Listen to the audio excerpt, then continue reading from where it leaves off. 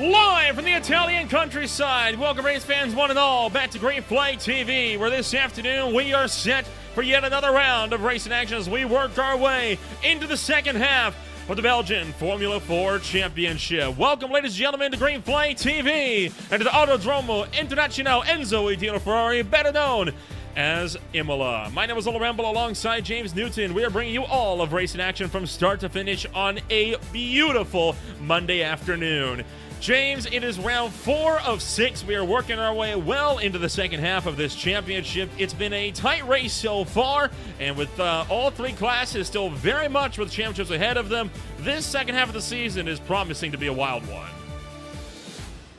Yeah, definitely. Thanks, Nolan, and really excited to be here at one of the tight, difficult, and classic racetracks that we're going to be visiting. And as you said, we are on the back half of the season, but that doesn't mean that the championships are taken by any stretch of the imagination here. As we see, we've got the Autodromo Internazionale Enzo Di Ferrari, which will be hitting the track 4 times today for the 4 heats. We have Spa coming up in 2 weeks, and you'll see there we're missing a track. We now have the winner, which is the Red Bull Ring in Austria. So that'll be the final destination on this tour.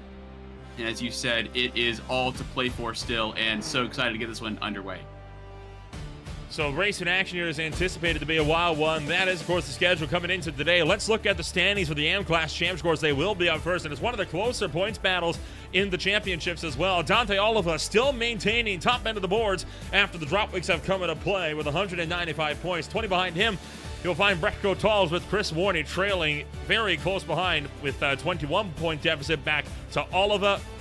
Senator Meschalk will be in the number 4 spot for Van Hendricks in 5th, 57 down. Now, that looks like a big gap, but you have to remember, you can score over 100 points in one race if you win both races and get a bunch of bonus points, right? So there is still plenty of opportunities for this fight to get even closer. Yeah, definitely. We can also see that almighty scrap there right behind Terrence George's in 8th position. There are only 3 points separating 4 drivers there, all the way down to Nathan Cockermont. And again, as you said, making up a couple positions, even if you're not on the front row of the grid, can make all the difference in, again, a handful of spots. So again, really, really tight. And again, just the potential to score that many points and the difficulties that you have in just being consistent up at the top. We have a handful of drivers who have 5 podiums from their 6 races, but nobody finishing on the podium every single round. So that is not going to be possible in this championship. And again, we're only halfway through, so we could still have the order shaking up even further. And of course, drivers also getting their head around this iRacing F4 car, as well as we see the information for the track today. Of course, it is a very foggy day here in the Italian countryside. 16 kilometers of wind blowing off towards the southwest. 34 degrees Celsius down on the racetrack. Of course, that is looking to be almost 100 degrees Fahrenheit, so it is a hot track down there. This facility opened in 1953, has gone through various changes, has been through thick and thin, but still remains a classic in the motorsports world today. Also some decent elevation change here, as well as we see the cars disappear over into the braking zone. Can't even see the apex until you're already over the hill. And again, we see the woods, the runoff here. And Nolan, this is really going to be a track that they're going to want to keep all 4 tires on. I know that obviously staying on the black stuff gives you better grip. Oh, as we have somebody spinning already there. But it really is a punishing track in terms of you outbrake yourself, go a little bit wide. You could be meeting the grass or even worse, the gravel. So these guys are really going to want, or these drivers are going to really want to stay on the black stuff. And there should be plenty of space, even though this is a tight and twisty track. I think that these guys are going to be going 2, potentially 3 wide at certain points at the beginning of the race. And depending on how spicy here is, we have the gopher cam, which again always makes me take a step back. It's always one of those racetracks, right, that's got an immense amount of high speed, a very curved front straightaway, going to make passing to the Tamburello a unique challenge here on the afternoon. You're going to have, of course, standing starts with 27 drivers.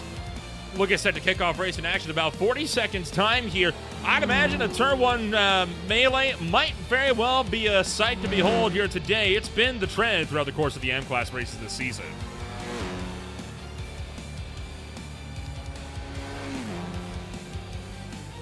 So 20 seconds still yet to go on the boards. The final minutes of qualifying underway. Nicholas Gabriels right now looking to be on the front row of the grid alongside Sene de Machalk. It will be a total 27-car grid. 25 out of the 27 drivers have put down times. One of the drivers did not put down a time, Tim Simon. Not for lack of trying. He's made 4 attempts at a lap, and each one has found himself invalidated. But we are ready to get this show on the road for racing action here this afternoon. So let's get a rundown of what your starter grid is going to look like for round number 1 of 4 here this afternoon. It's going to be Sende Machalk, who will be running number 1 today. He is alongside Nicholas Gabriels for Eagle Speed Academy, row number 1 on the grid. Row 2 holds Dante Oliver for DFB Motorsports 1. He's alongside Charles DeBach for the SimPower Mons. Moving back to row 3, it's Chris Warner for Acoustic Space Racing. He is alongside Floor Hendricks for Stam Motor. Row 4, Brecht Gotals with DFB Motorsports 1 will be alongside Sheldon Clairot for the SimPower Mons. And then rounding out the top 10 on the day, Johan again alongside Nathan Concormal for TSB Esports. Rest of the grid going to be up on your screen here as James. Field here is going to be a hot mess coming down in towards turn number 1 on the day. Technically, you could call it turn 2, I guess, down at Tamburello. A left-right, left flick, but a very one-line one at that. Not a corner that's easy to overtake in. Yeah, there's not too much space between the two apexes there, as we also see about 1 second, or actually 9/10, splitting the top 13, 14 drivers or so as we see the rest of the grid coming through here. And I believe we have 27. They'll be lining up Tim Simon right at the back, but will want to be taking up places as all the drivers occupy their grid spots here, waiting on the first and third rows. And there they come. Can't even see the rest of them. As you said, this start-finish straight is anything but. It's all twisted up. It's almost comical here. You can't even see the back row of the grid here. So of course they have lights at the rear so they can get a good view, or as good a view as you can with the weather here. And I think that this start really is going to be very, very important. As you said, it is most likely going to be single file on the way out. One car doesn't get going to the back of the field as we are underway, and a horrible start for Charles DeBach, who appears to have not only gotten a bad start, but jumped it at the same time. Side by side, looking for almost 3 wide of the back, heading into Tamburello for the first time today, and oh boy! Drivers getting hung up on those anti-cut curves on the inside, and a huge mess at the tail end. 4 cars spearing off into the gravel trap as we get this show on the road. Machalk still leading the way down into the Villeneuve chicane for the first time this afternoon. 4 cars going to be out of the race early on, but it's still side by side between Johan again and Nathan Coquermont. Perfect start, getting to the apex first, having that inside line so crucial. And the 25 couldn't have got a better launch, and Chris Warney as well trying to fight for the lead and ended up not dropping a spot, but dropping a significant amount of time, which will let our leader get a bit of breathing space, the last thing that the rest of the field wanted. So we have a look here now at Dante Oliva. Among others, as Kurt Vandenacker trying to look down the inside of Loic Ranson, and that didn't quite go to plan. Jerry Dupont now finds himself under fire by Yves Ponchelet just a little ways behind on the approach into the Grassini chicane. Still have a lot of drivers looking to and fro, but outside of that initial scramble in Tamburello, looking like this field's got away well. It started with Sepp Le Guin going off the road at turn 1. See here around the outside, a pretty good move. Oh, and just a little bit of understeer. It became 3 wide at the apex, but it was 2 wide going in, so there was the space, and then all of a sudden the car on the inside, as we are now trying to look for the inside here on board Chris Warney for the lead. Side by side, over 200 kilometers an hour, 160 horsepower, doing everything it can as Warney looking for the race lead here into Tamburello. Is it enough to find the hole for the race lead? Gonna have Machalk still trying to hang that one around the long way. Not gonna happen though. Chris Warney into the lead in Tamburello on lap number 2. Gabriels wanted to find a way through right behind them. Lord Hendricks in the mix as well. And of course, all this, well, I say all this battling, that's the first thing. As we have a really bad exit there through the second chicane and now under fire here. And Gabriels is going to have a look down the inside, the far side of the circuit. I believe they're still side by side. And it looks like Mashalk is going to hang on for now. But again, battling away is only going to allow Warney to get even more breathing space. And again, this is a track space at a premium. A lot of corners where it's not very good to go side by side or nose to tail when it comes to bumping into another car here. So we now have a look on board with Gothels. And Brefco Toll for DFB Motorsports 1, wanting to attack Florian Van Hendricks, trying to go down the inside and into Grassini. Not going to happen. The 91 able to outbrake him around the long way. All of this still within 2 seconds of race leader Chris Warney, and Warney has not been able to break away for the tail end of the field either. It's got about a half-second gap between Mashalk and Warney as the pack continue to work its way out through trouble off the road, as it's going to be Dante Oliver, the points leader, spearing off track. He's going to take Cockramont with them. And by the way, Charles DeBach still with a black flag to serve, and if he doesn't serve it at the end of the next lap, he's going to be disqualified from this race. Yeah, execution's going to be important when it comes to getting that taken care of.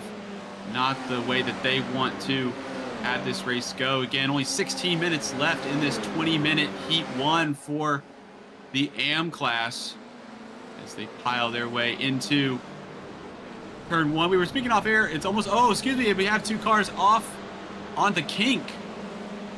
Florian Van the back straight. That's Hendricks. And Gotals. Gotals the other Georges one. is in there as well. So DFB Motorsports 1 having a coming together, and this is not good news at all, as Ponchale also having issues at the very tail end of the field to boot. So, boy, this has just not gone their way at all. It has been a bit of a disaster of a third lap for the field. We'll get a look back and see if we can't figure out what happens here. This is going to be on board with Van Letem. This is towards the tail end. Oh, there's a car coming onto the track, and boy, I mean, it's just complete carnage everywhere you look.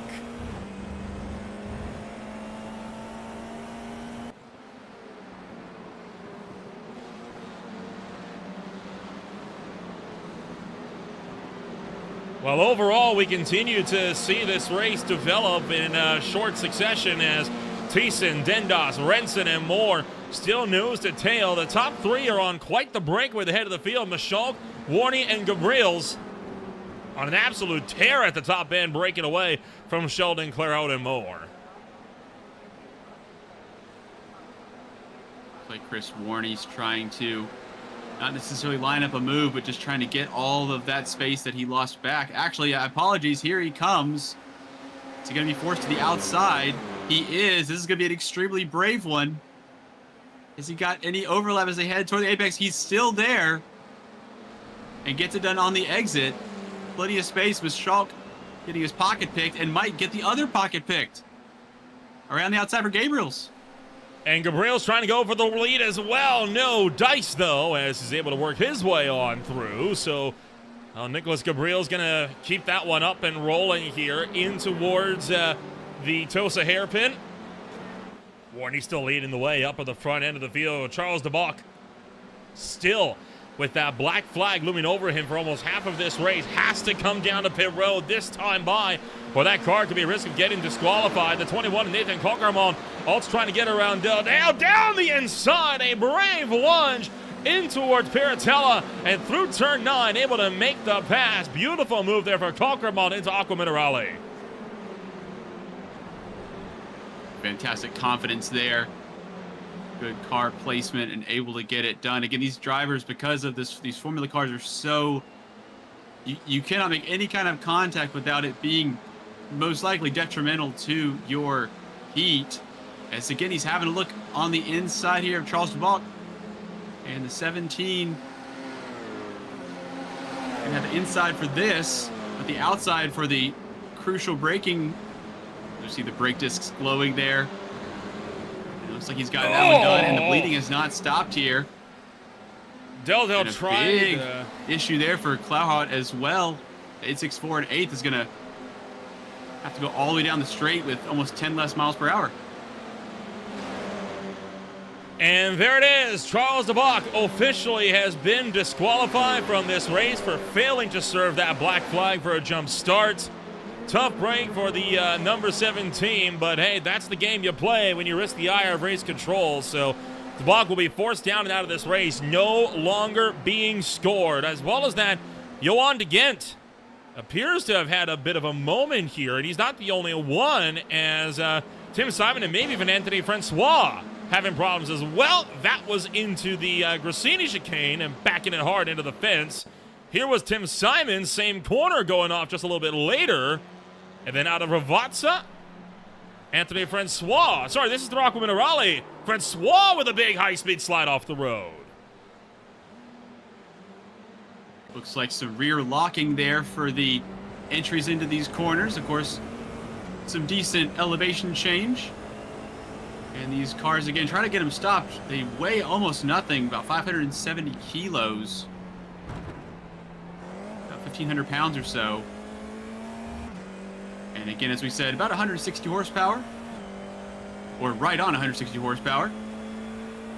So they are not necessarily momentum based. They have a bit of aero, almost more for stability than grip. We see here now the front pair. Well, I say the front trio more likely, because we're actually just about as close. There we go. For the lead here, it is 3 for the lead. They have checked out here, Nolan. They are 3 seconds up the road.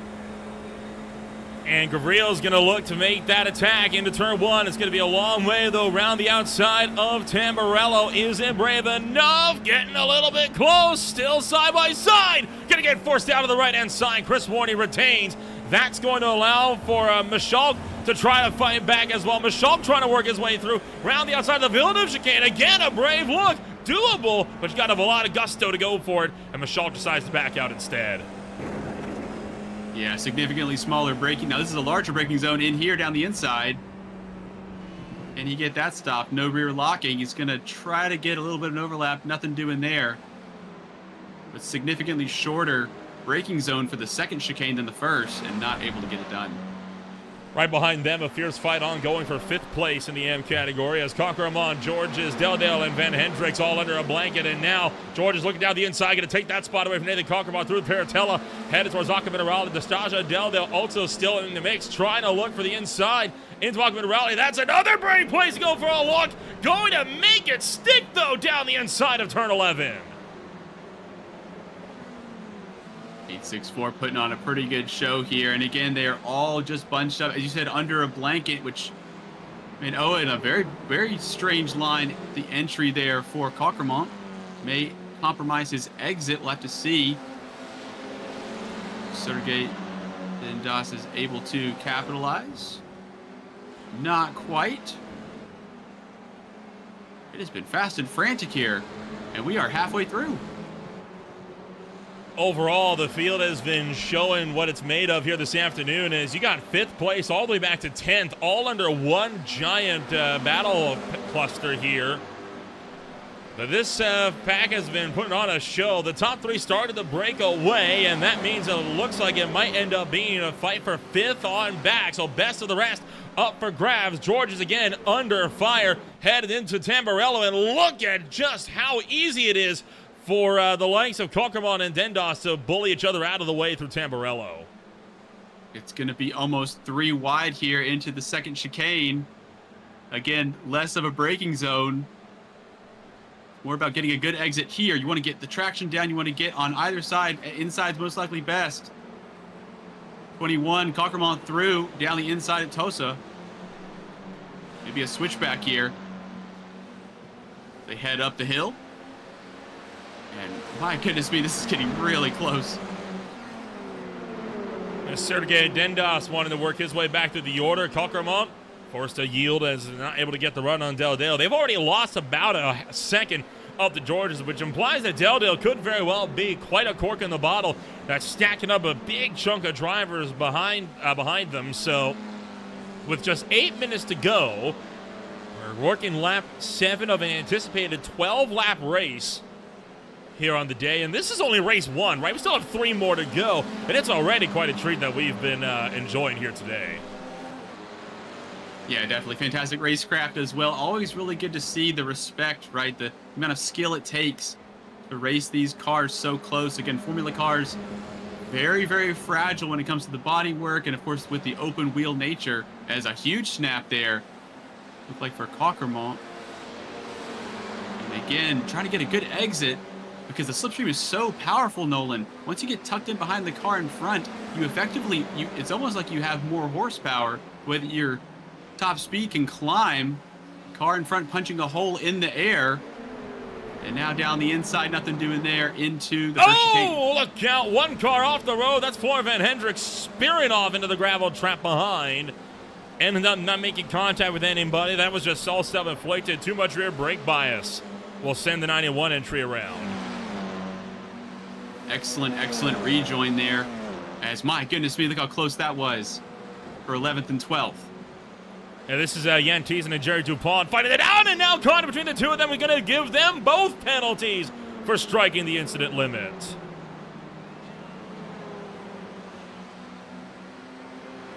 I can hear the sound of gloves coming off, it seems, as we're getting to the tougher end of this heat. Nolan, the heat's getting turned up. This is getting much, much more tense. The drivers know that if they're at the front, it's only a matter of time before they're able to get to the end of this one. If you're behind the driver in front, you are thinking, I'm running out of time. I got to make something happen, and make it happen now so we can catch a replay. That was Anthony Francois. A bit of a spin off at Rovazza, but looking like that was just all by his lonesome, so no harm, no foul for that one. As, speaking of Rovazza, here comes that battle for the 5th place spot. Terrace Georges has not been able to capitalize on that advantage that he gained all the way at the top end of the battle here, so he's going to remain under threat from Nastasia Del Dale, as well as Nathan Cockermont, who you're right on board with. 5.5 minutes to go. We're entering the final the final 3 or 4 laps now of this race. Still no luck being made. We're caught in what's classified as a draft train here, right? Only the second car in line is actually gaining it than the cars in front. Everyone else, they're just caught in the same battle, so no one can really make a move at the moment until someone makes a mistake. Yeah, it does neutralize the advantage you would have over a car that does not have the tow. And as we see here, Nathan Cockermont on board, 21 with that Max Verstappen lid on his head. Of course, as here we go around the outside, that fantastic Jordan Hornets livery there on Kurt's 77. And again, this is the battle for the final spot in the top 10, and a wide exit there for Beck Gotal. Now down into Aqua Minerale. Not really a overtaking spot, but you can definitely get a much better exit, as Van Hohennacher does. Now he's going to be forced to the outside here. As he got it done, it's going to be tight, and he's going to outbrake himself very hard, having to go over into the infield, and that's going to be that battle done. Moving our way up to the battle for the number 5 spot here once more. Still a 4-car pack as we look to close out yet another race here this afternoon. New fast lap being put down for Sende Michalk from the 3rd place on the field. There is a battle for 2nd as well. That is close. We'll look at that in a moment. Meanwhile, Del Dale trying to go around the long way from Terrence Georges. Is it going to be enough? Sorry, Sheldon. Terrence Georges here in the midst of this, trying to fight this one through. Quite the fight that we have underway, but this fight not going anywhere anytime soon. Right, that outside once again comes the inside line, but having to clatter over the curb. Wheels getting off the ground, and now a very late dart. Can they get that stop there? Cockermont on the inside of driver next to them, and they're almost wheel to wheel. The front and rear axles getting extremely close. It's going to be Cockermont on the inside, and should have that one done, and does so. It has only a small amount of time. Actually going to have to defend into the inside of Aqua Minerale. Nothing doing there. I'd be surprised if they were able to pull that one off. It's getting so close, Nolan. These guys really putting their wheels almost together. It's getting very hairy here. Oh, no kidding. It's been absolutely wild for a good chunk of the field here this afternoon. We've had a big crash at the tail end of the field, looking like Brett Gotals and Tim Simon may have both been caught up in quite a hefty incident. Take a look back, find out what happened between Simon and Gotals. As, a shot to the shorts and almost up and over there for Brett Gotals, who caught a penalty for the incident limit.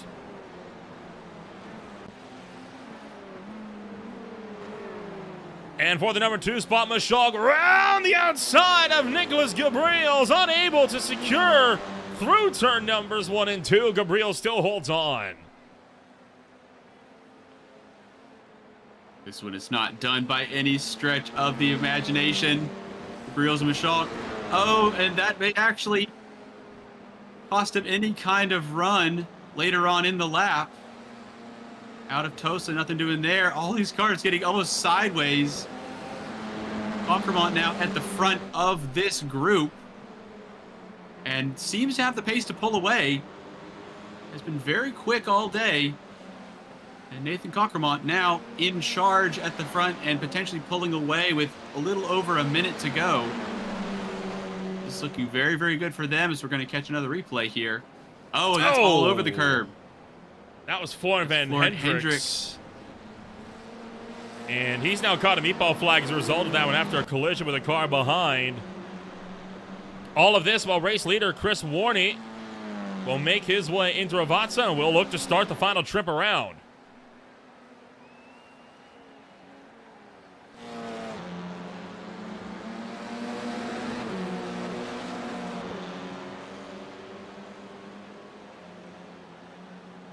So, James, 1 lap to go. I think it's safe to say that Chris Warney is going to be well out in front of this one.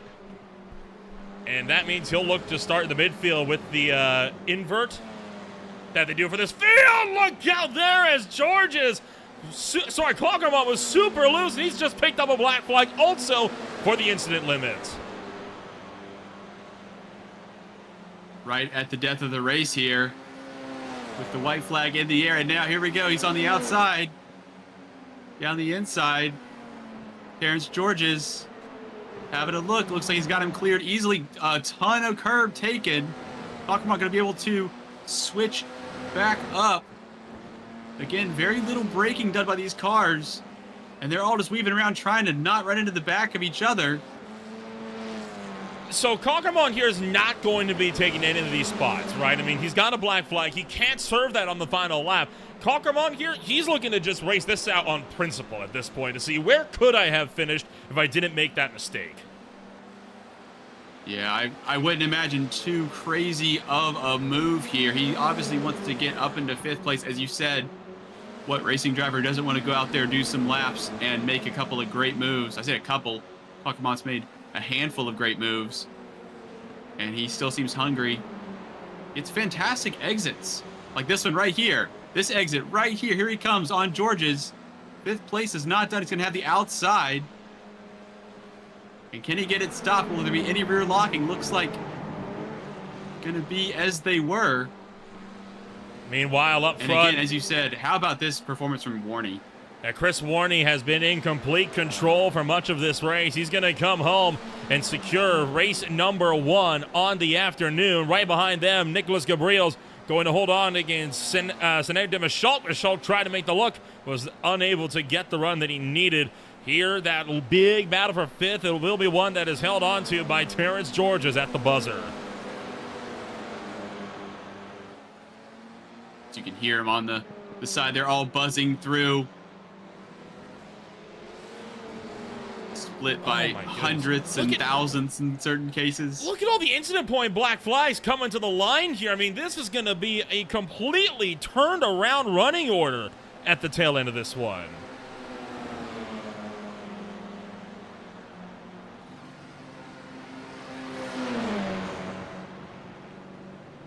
I mean, this is just unbelievable what we're seeing here at this point. Still have more cars coming across the line to get this one closed out. Fabrice Dutry, yet one driver that had another issue right at the buzzer. Oh, man, the 19 just getting around that. Corrington Thomason also having it off, and that was at Tamburello, also on the final lap of the race, hence why those two drivers ended up getting black flags as well. Still waiting for, by my count, 2 more drivers to come across the line. And I think just about now we are officially going to have round number 1 here in the books. So this is how things will line up at the end of heat race number 1. As it is, Chris Warney taking home the win. Gabriel's in second. Michalk in third. Oliva in fourth. And we'll actually have to reset this here. There we go. This will be after the black flags were issued. Still Oliva in fourth. George is in fifth. Deldale in sixth. Renson picks up seventh. Dendos promoted to eighth. Christian Call in the ninth. And Nicholas Lemaire for the top 10. 11th, Jerry DuPont.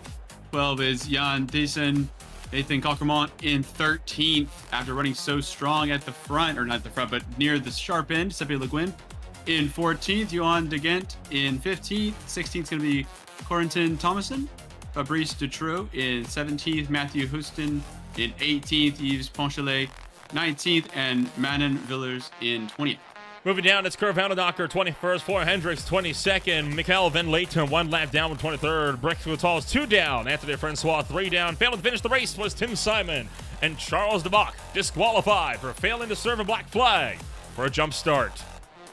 So race number 1 in the books here this afternoon. We'll see if we have our updated championship standings after the opening heat race of the night, and it looks like we sure do, at least for the time being here. Well, here we go. Oh boy, okay, that's not how that's supposed to look. All right, we don't have the updated championship standings after round number 1, but I tell you what, it's going to be a little bit interesting to see how this one is going to pan out as we get set to go racing once again into the next race beyond. Yeah, we've seen some really, really tight stuff. We've also seen some drivers that have been very comfortable, it seems, when doing battle, which is what, at least from what we've seen already, there's going to be some serious battling. And again, these F4 cars, Nolan, are so tiny. Even compared to race cars, they are just the thinnest things, and there's so much space out there. So these guys going 2 wide, almost 3 wide down the main straight we've seen earlier. And of course, as thin as they are, they're also so low. We get a look at these ominous curbs here. It's right, left chicane. Those curbs can really help you in terms of positioning, but it'll also not damage, but it will affect the way that your platform handles throughout the corner. So the trade-off of track position, trying to get to the inside line versus clattering over those curbs, as we saw later on in turn 1 and 2, trying to stay off those curbs enough where you're not going to unsettle the car is so important, because we've seen guys lose so much time through there. So these guys really trying to balance that as they get ready for Heat 2 here. Of course, it is a top 8 invert as well from races 1 to race 2. So that's going to, give a bit of extra oomph, I think, to the dramas headed into Tamburello here. Of course, Chris Warney not going to have as easy of a time of getting away from the field. He's going to have to work his way through much of the top 10 first. That said, we've seen in the past, sometimes your race winners are not too keen on being patient. Yeah, I expect, especially with the amount of overtakes that we saw, that we're going to see the leaders try to go for it almost immediately.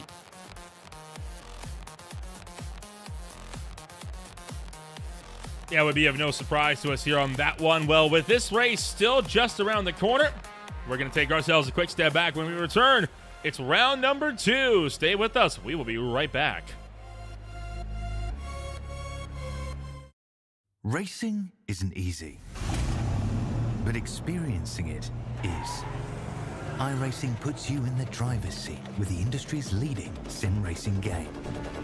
Drive on laser scan replicas of the greatest racing circuits from around the world.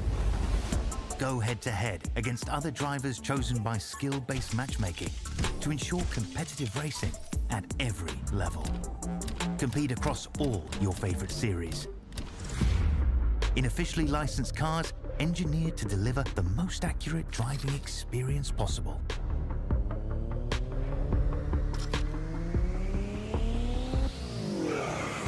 Join a race or host your own with players from across the globe. Race against the computer or in a league with friends. Feel the thrill behind the wheel. Visit iRacing.com.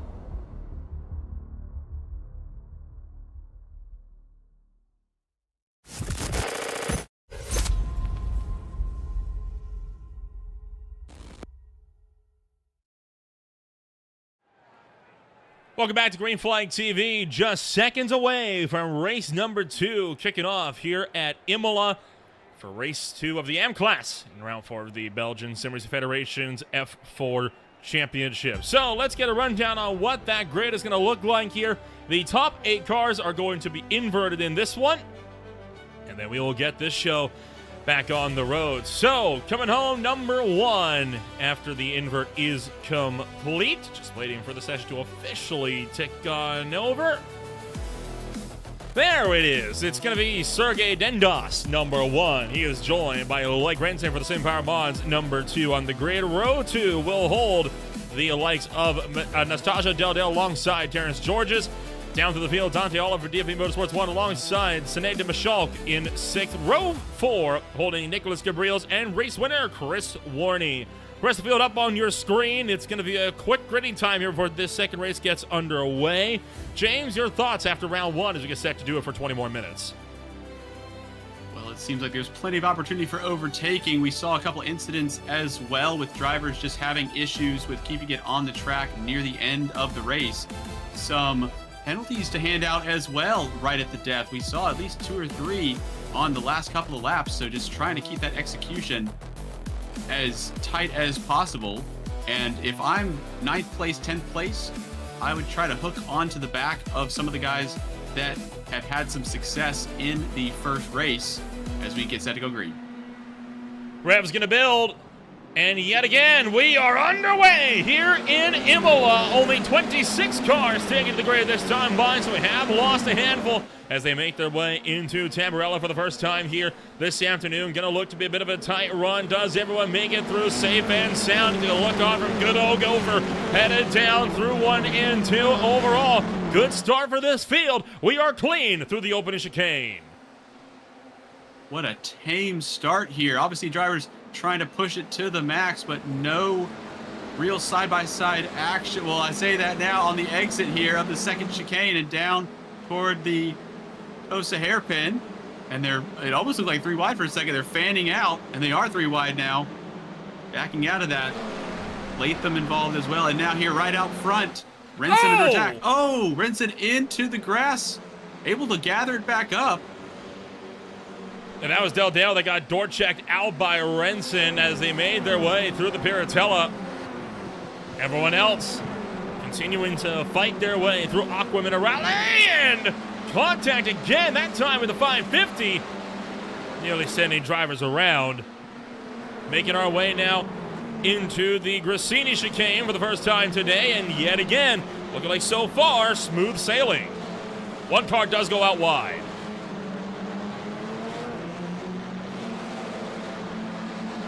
Oh, that's Gabriels. Ran so strong in race 1, or heat 1. That was a little. So didn't quite make it clean through turn 1. Oh, just a large spin on the exit. Able to get it back going. And here we go on the start finish straight. Again, all these exit zones potentially having spins there. It's again Rensen under attack from the top 4, or the 3 behind him. Dante Oliva, your current points championship leader. 2 cars off big time. That's Conquermont and Seb Le Guin, 2 of the front runners from race number 1 that have made contact. They're both at the back end of the field. And on top of that, Le Guin's going to be forced into pit road with a meatball flag. My goodness me, how the complexion of the race can change. A couple of the heavier... and just a rejoin. I was going to say earlier on that there was a driver that rejoined and had a really good line. Oh, and now we have... Is that... Mishalk? Van Latham. Yeah. The 16 for TSP Esports. Off the road, nobody near him now, or near them now. Meanwhile, Loic Rensen and Nastasia Del Dale still making their way through turn numbers 1 and 2. As the pack doing a good job on keeping the field nice and tight together.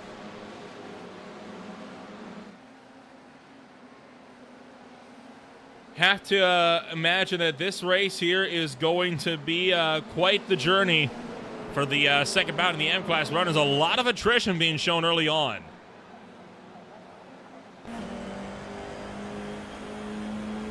One more here with Dante Oliva right next to the pit straight wall. About as close as you can get. They're backing off a little bit. They're going to continue to spar all the way down into turn 1. Talk about playing with fire, trying to make a move down there, and it's not going to end up working out for him as Del Dale maintains the number 2 spot. Oliva backing off to 3rd. Georgia still in line for 4th. Also have Lloyd Grenson continue to lead the way, but only by about a quarter of a second. It's a tight 4-way battle for the lead. Well, this is how it panned out in race 1 as well. Chris Warney, surprised we haven't seen Warney making more ground considering how dominant he was at the tail end of race 1. Yeah, it could also be the factor that Del Dale and Oliva are not fighting in the sense of they're losing too much time. They don't seem to be losing any time. And again, this top quartet seems to be broken away. George is with the fastest lap of the race as well. So they've got plenty of pace to keep up with these 3. Renson doing quite a good job. And again, tons of respect shown out front. As now, there we go. Warney must have heard you there, Nolan. He's going down the inside of Aqua Minerale. And continuing to try to go down the inside of Aqua Minerale as the field has been continuing to advance more and more and more. Renson, Del Dale, Oliva, and Georges continuing to race it out side by side as we hit that stretch yet again before Ravazza, making our way through turn numbers 16 and 17 for cruising down into 18. Oh, and you saw how big Del Dale was kicking the tail end out there coming into Ravazza. So definitely that 864 not feeling too comfortable driving right on the limit of control. Oh, as Van Hoenacker down to 18th, going to be almost outside the top 20. Going to slot in 20th proper as we now have a battle for the lead. Fastest lap for Chris Warney that time by around the outside of Renson. Del Dale takes it, so first lead change on the afternoon, and they'll go the way of the 864 as Del Dale now trying to cruise away with this one. Renson number 2, and look out as everyone's scrambling behind. Chris Warney wanted to challenge for the number 4 spot, going for it into Villeneuve. It'd be a run around the outside, not able to commit to it, so he will again tuck her back in line. Michalk with a spin there on the exit as well. So Michalk falling back to 8th and potentially still trying to get that car the right way around. They head into one of the better braking zones on the track. They saw Michalk at the tail end of the field, able to get that one up. And oh boy, we got more problems as the 12 making contact with the 718. That was Colin Christian, who's now going to be forced into pit road.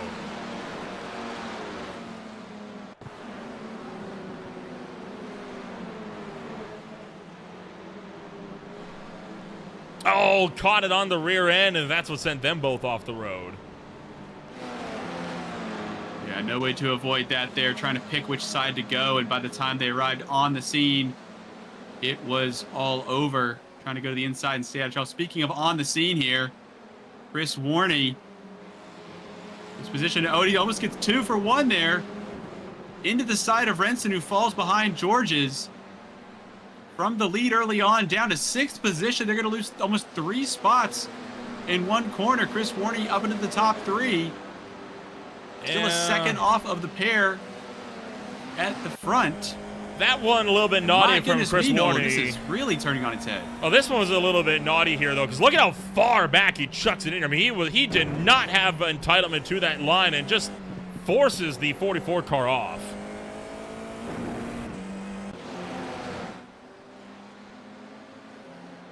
It was definitely a robust maneuver. Also, the way to get up next to somebody, if you just don't brake, you can always get up next to them. The trick is trying to make the corner once you've made your bed, as it were. We have a look here at the 80. How many cars back? 1, 2, 3, 4. 4-car battle here for 8th position. And Gabriel's tagging onto the tail end. Jan Thiessen and Michalk also right in the midst. As we work our way back through Piratella and headed towards Aqua Minerale. Large chunk of the field started to separate early on, with still a decent chunk of racing action to go. Over half the race, in fact. 11.5 minutes on this one, and we still have 2 more 20-minute races coming up with the Pro and the Pro-Am drivers. These races feel like they go by fast. I'm sure if you're in the lead, they take forever there, as Olive up at the front, hanging around 0.3 of a second. Oh, as we have somebody off at the exit of Aqua Minerale. That's now still in there. That's a 642 here. Yeah, that is Anthony Francois. And he's not the only one. Nathan Conkermont, I think, having a spear off with them. So I think these two might be related.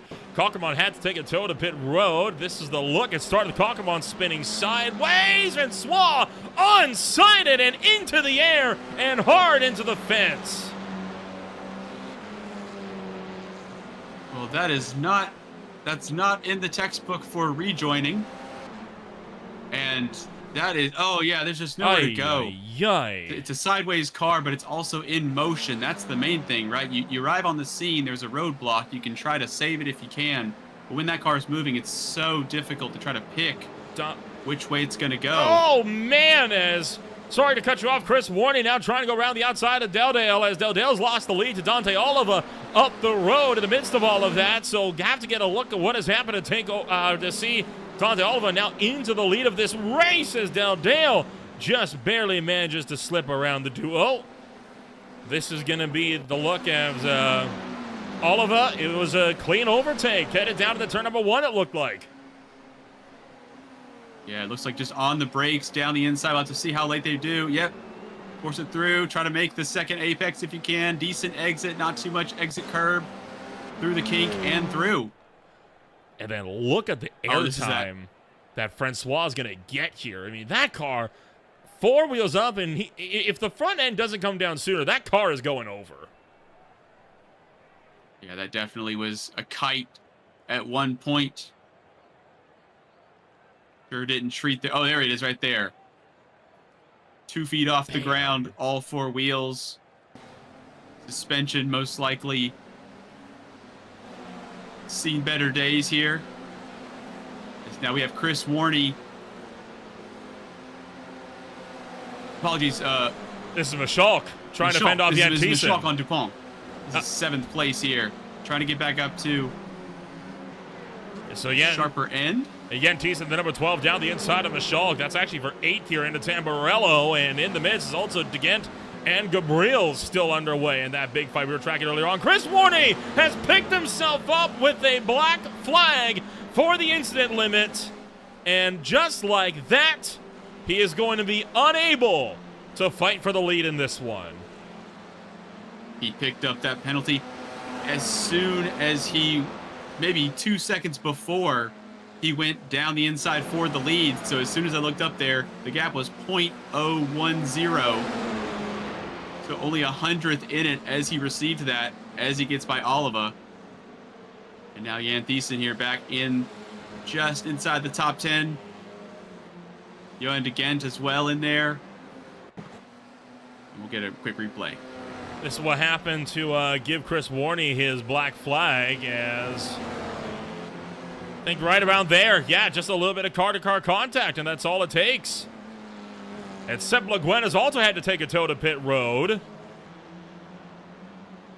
Oh, after this big one into the fence. None of these accidents are small, Nolan, with these cars, of course, so delicate. And they are not messing around. They are quite quick. We're going to go well over 200. Almost 220 by the end of the straight. We missed our draft buddy. We actually getting a little bit of a helping hand from Warney in front down the inside here. George's holding the fastest lap earlier on, now holds second position. Oliva back down to third. Problem is, again, Warney's got a black flag, so he is going to be unable to contend for the position here. So it's just bad news for him. DeGent, Jan Thiessen, and as well as Johan DeGent's all into the box this time as well, for Van Hendricks in particular having to serve a black flag. This is what happened between DeGent and Jan Thiessen to see them both now into pit road.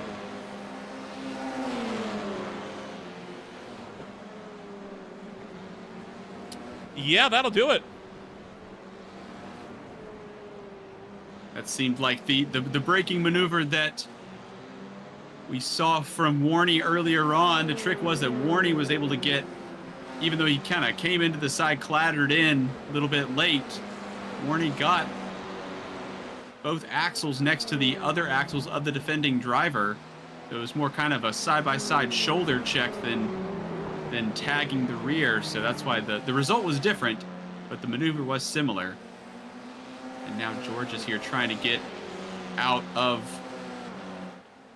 the clutches of Oliva for the effective race lead for the 13.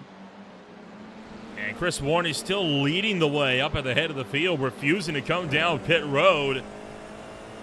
Staying out one more time, and if this keeps up, Warney is going to have what happened to one of our drivers, to Charles DeBach earlier on, right? He's going to have himself disqualified as off the road as Yves Ponchelet.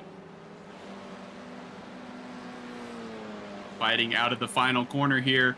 Which driver's going to get the tow from the 17 in front? DeBach's going to be most likely helping somebody out. Who's it going to be? Looks like it's going to be the 19 of Ponchelet on the outside. And that's showing as Ponchelet a little bit ahead into the braking zone. He's going to need it. It's all out of shape there. Thomason trying to get it stopped. And we'll have to try that one again here. Only 5 minutes to go, Nolan. This one's coming down to the wire. Yeah, sure is, as Van Latham picks up a black flag for going off track one too many times. He's going to be forced to come to pit road. And still have Georges and Oliva running nose to tail, trying to race this one out against Chris Warney. Warney has to come down to pit road, and boy, I mean, for the number 11, right, I mean, it is penthouse to the outhouse for the number 11, and I'm sure that he's not feeling good about picking up that black flag, especially because, frankly, he got it by giving a little bit of a bumper to the car in front of him. I mean, it was I'd argue, an unnecessary black flag to receive. It was an easily avoidable mistake. Yeah, it looked like he was kind of doing a juke maneuver. It seemed like he was wiggling the wheel almost. And as you can see on the front nose, it's bent in a little down and right on that nose cone for the number 11. And here he comes into the pits now. Yeah, forced come down pit road. That is going to now leave Oliva with the effective race lead with 3 laps to go here in this one. Michal will also need to come down pit road. So does Van Latham, due to come into the box this time by. So 3 drivers yet again with black flags. Imola is not a nice track when it comes to off tracks, and Spa is the same way next week, in 2 weeks from now, sorry. You got a lot of tracks this season that are just brutal for picking up the off-track 1Xs if you abuse them.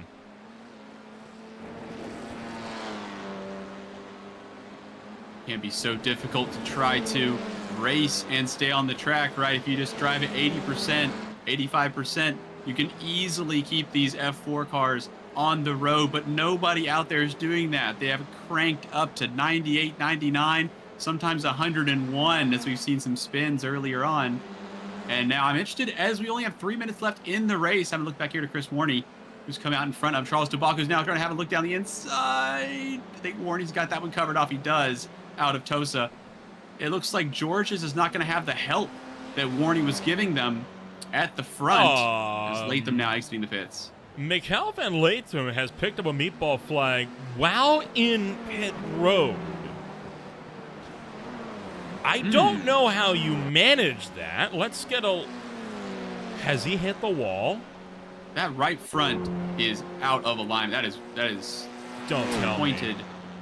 Oh, don't tell me he lost concentration. He did, and he hit the opening right there. He ripped the suspension apart. Just That's lost the stairs that allow you to get up onto that section. What I'm willing to bet is that he was looking at something on a second monitor. You'd think, pit road save his place for that, but not there.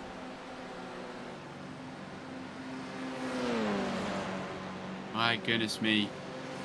Well, it shows you what's required to not only win one of these races, but just to compete and finish strongly, trying to stay out of trouble if you can. It takes a lot, and almost anything can happen. Oh, as we have a little bit of left rear overcooked, and that's going to compromise Dell's exit. Oh, got to be careful. Can't really make more than one move.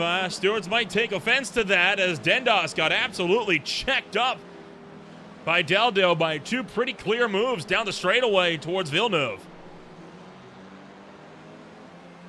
Boy, Dell's Really car out of Tosa and struggling. up the hill. Yeah.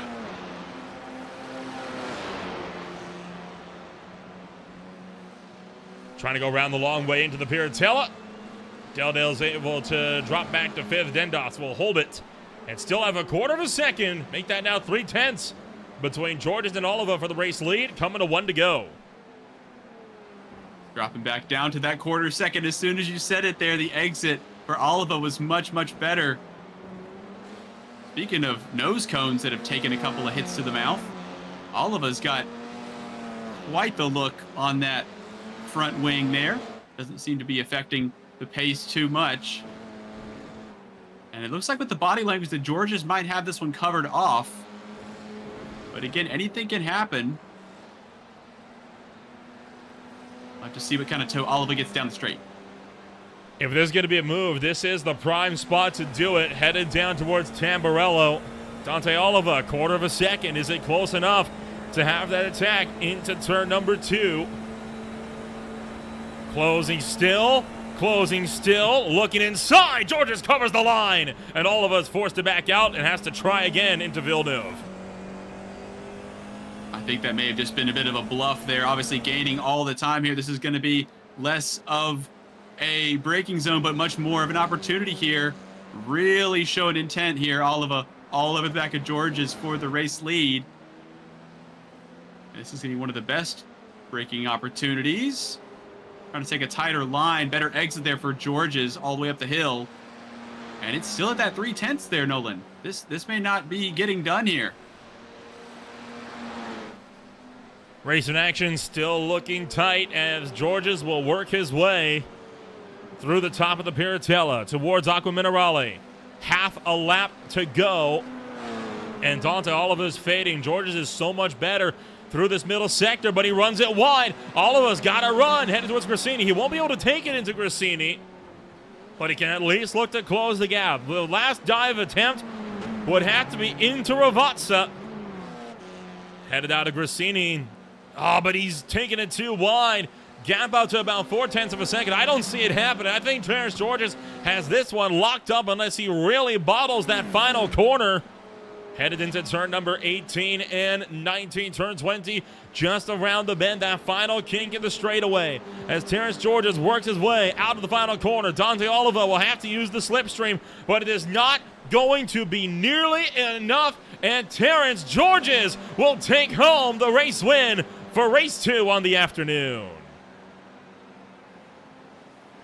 Fantastic across the line here. We have DuPont as well.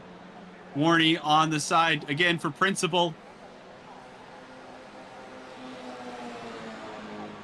That one's going to go the way of Jerry DuPont. Yves Poncelet. This one is going to be for overall position. Around the outside, going to look for Corentin Thomas, and side by side. And by a few thou, Poncelet stays out in front.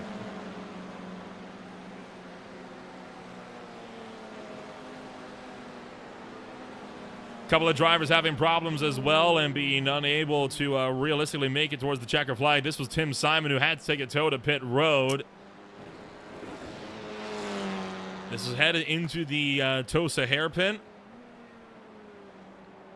And back in just comes around on him. I think he just decided to call it quits from there. Then a few moments later, Christian Collin having this moment. Headed down towards Ravazza. Going to come in on the brakes. Stay over to the right-hand side. Front end can do it. Rear end can't. That's a weird one. All of this is going to still leave these guys side by side. Now Christian's fighting with Conkerman. This is the last 2 cars racing on the track, and it's all the way for 20. Then, hey, they're still going at it, right? You get all these spots, they all score points. So every spot certainly matters. Collins off the road, and that will settle it, as Cockermont will look to take home number 20. Might be promoted, though, at the end of this one. So with all of that said and done, let's get the rundown here on the race results exiting the main event and the final race for the AM categories on the afternoon. It is going to be Terrace George's number 1, Dante Oliver number 2, Renson 3rd, Dendas 4th, Warney in 5th, Ponchele, Thomason, Deldil, Maschalk, and Vandenacker will round out the top 10. 11th, Dutre, Lemaire in 12th, DeBach 13th, Gatal in 14th, Hendricks in 15th, Dupont 16th, 17th is Gabriels, Matthew Houston in 18th, 19th is Johan de Gent, and 20th, Nathan Cochran. And then down to the field, the rest of the pack, it's Christian Collin, Lascar on the lead lap at 21st, then it's Manon Villers, Jan Tyson, Mikkel Van Latham, Seb Le Guin, Anthony Francois, and Tim Simon. Boy, what a race this afternoon, and we still got 2 more to go. Yeah, well, first of all, you want to be staying out of the pit lane, but I would also have a look at any of those interesting incidents if I were the other drivers, trying to make sure that any kind of issues with execution for my competitors will not be happening to me. And we've seen tons of action, fantastic overtaking. It is just so close, Nolan. Still a lot of action yet to be had here today. We're going to take ourselves a step back. When we return, it is more racing action here on Green Flight TV with the Belgian Sim Race Federation's Belgian F4 Championship. Stay with us. We'll be right back.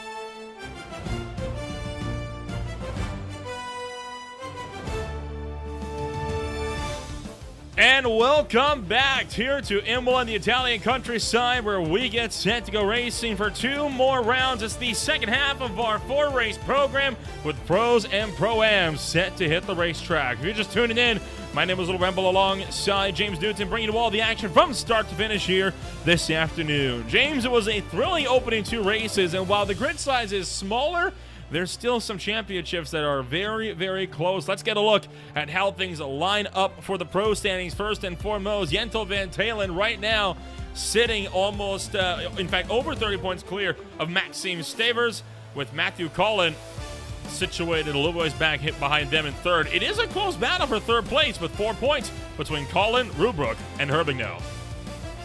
Yeah, Maxime Rubrook sandwiched in between third and fifth. And even further down there, a couple of ties as well. It is really getting tight. And again, as you said, over 100 points per round available if you're able to, in fact, sweep. As, of course, Heat 1 will be from qualifying. Heat 2 will have the top 8 reversed. So if you take home the points from race 1, you're going to have to do a lot more work to get it done in race 2 and vice versa. We're going to have a look here at the Pro-Am standings. It's the closest championship of the lot, with Francois Bodson only holding on by 13 points ahead of Antoine Nicolai, which is going to make it quite the fight coming in here for the Pro-Am Championship as well. Of course, you also have Jurgen Seneschal running in the number 3 spot that is still has yet to make quite a lot of momentum here as well, and 70 points behind him is Bastian van Richtgehem. Yeah, and also, again, to remember, for anyone who has not seen one of these races before, that the Pro-Am and pro drivers run on the same track, so they will be fighting for position between each other, but the points will be scored on a class-by-class basis. So we'll see some of both of the championship contenders fighting against each other, even if they're not fighting for points together, I guess you could say. Well, we're going to get set to get this show on the road once again. We'll take a look at here what the track looks like at Imola. It is significantly less humid out here on the racetrack, but that said, the temps have spiked considerably. 45 degrees Celsius on the racetrack, 113 degrees Fahrenheit, that is. Less wind blowing around the circuit as well, and almost 50% less humidity as well. Going to make this a real challenge with an overheated racetrack to boot for your Pro and Pro-Am fields. Yeah, this is going to obviously spike those tire temps. The pressures may be kind of adjusting as the run goes on as well. So almost looking after the tires in this 20-minute race may actually be something to consider. And of course, the humidity, the fog, all of that in the air has left us, but the racing action has not. And this is going to be a really, really good one. And again, I'm interested to see what kind of grip levels the Pro and Pro-Am group have, and maybe a little bit of a different way of attacking these corners, or less of attacking these corners than the AMs. So with about 100 seconds left to go here before this race gets underway, only 18 cars going into this one here today. 10 from the Pro category, 8 from the Pro-Am. With the field being kind of mixed together, how do you race around some of the other competitors, especially if you're a driver like Marcel Gigdy, who's looking like he might be starting in the midst of the Pro-Am field this afternoon, even though he's a Pro-class driver? Yeah, I don't think that the Pro and Pro-Am will really be in their minds when it comes to getting those early lap maneuvers done, just trying to kind of survive until a little later in the race and kind of get back in the groove. So I think that that will play a factor later on in the race. I think just at the beginning, you know, you've got the yellow car, the blue car, and this is my answer here. We see these drivers coming through this pair, or this chicane, I should say, using all of the curb, absolutely clattering over. And I think that that's going to basically explain how these guys are going to attack it. It's going to be 100%. There's not going to be any tire saving that I can see.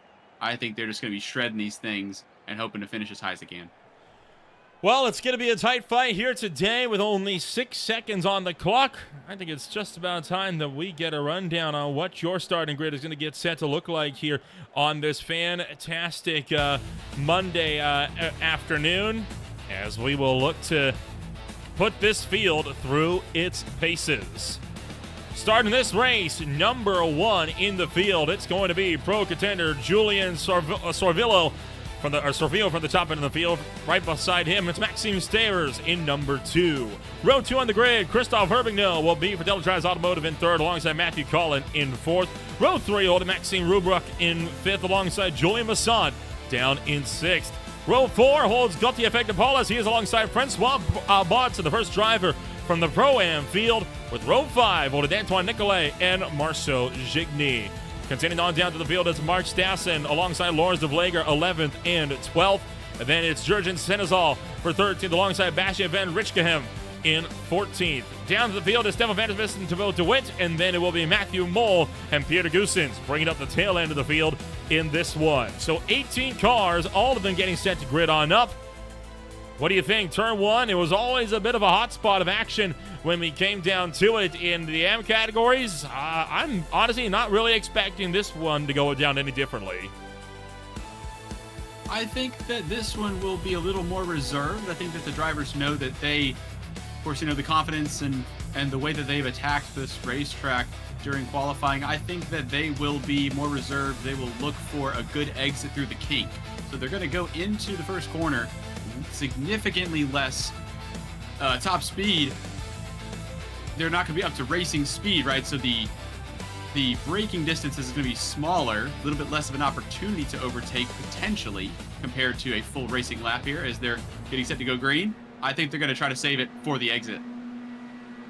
Revs are going to build, and race 1 of the Pro-Am categories is officially underway. Yet again, another good getaway for the entirety of this field as we hightail down in towards Tamburello for the first time on the afternoon. Going to be a close fight here into turn number 1. Round the outside, Maxime Steyrs is going to try to take that race lead away, and he's going to get it done ahead of Sorvio. Sorvio off the road on the right-hand side of the racetrack. He wore out on board with Matthew Mole at the tail end of the field as we hightail down the road in towards Villeneuve. Now here comes Herbigno trying to make the move for the race lead. No dice, though, and Steyrs continues to hold on up front. Fantastic start here. And again, everybody trying to dive down the inside of Tosa as we head up the hill. And a couple of squirrely moments there. A little further back, a little bit of too wide. They're all now in a single file, a snake, as they head up and over the hill. Very, very reserved at the moment, just trying to fill each other out, trying to make sure that they are all good. Everybody's got their end plates on. It's a little too wide, a little further back. Having a look here at Maxime Rubruck, the number 4, running 4th. And it looks like it's going to take a little while longer for anybody. Apologies, here they come down the inside into this chicane. Boy, I tell you what, it has been quite the opening lap so far. A lot of scrambling going on so far, about 0.3 of a second between both of your class leaders.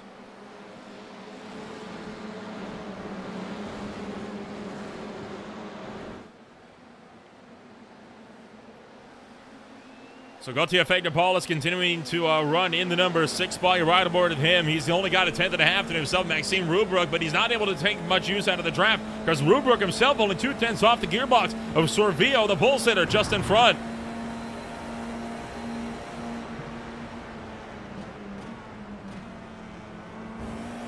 I tell you, trying to block us into the beginning. And again, that exit's so important here. Trying to set you up for a good entry into the second chicane and down toward Tosa, one of the larger braking zones on the track. These exits, as we see there again, the exit's so important here around the outside of the 993. And Sorvio gets it done on the brakes before the apex. Goes straight around the outside. Wide moment there for Matthew Collin. And I tell you what, I mean, a lot of restraint being shown from Paulus there into turn 1. Easily could have chopped her down the inside of Rubruck and hoped for the best. Decided against it, though. So I think that's part of the big difference of what we're seeing from the AM to the Pro categories here today, right? I mean, those AM guys, they were just throwing it in every opportunity they had. These drivers showing a lot more restraint, and I think trying to pick their moments a little more cautiously through the opening laps here. Definitely, I think they're trying to play the long game. And I say long game, there's 17 minutes in it, so they're going to have to, can't make it too long of a game there. It's a little bit of lateral acceleration from the 2 behind Rubruck. Magnum Polis and Masson. William Masson in the 64. Trying to get around. And there he goes. Oh, There's a calculated move, and it turns into a spin. potentially collecting Colin as well. The right front may have taken a bit of a hit.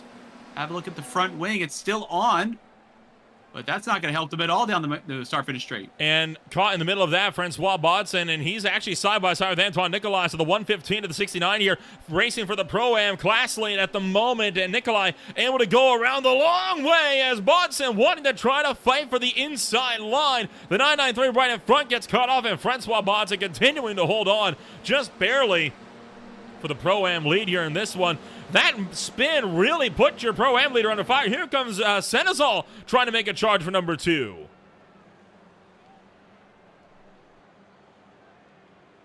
And it's all in the wheel tracks here. Antoine Nicolai just up front.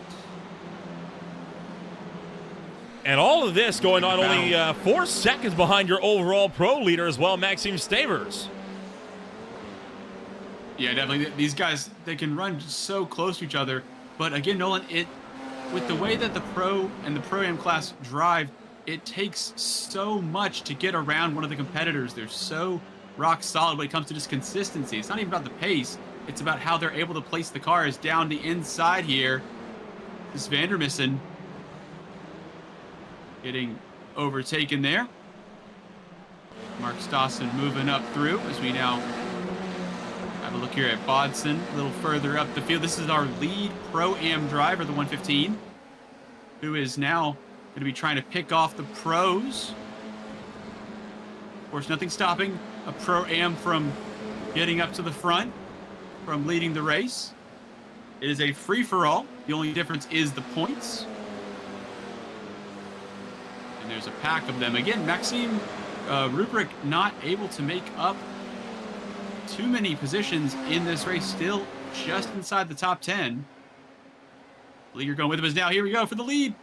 Herbigno going to go around the long way, takes over the race lead from Maxime Stavers. That was coming around through turn 1. And look at how close the 105 is to wiping out the gearbox of the 92.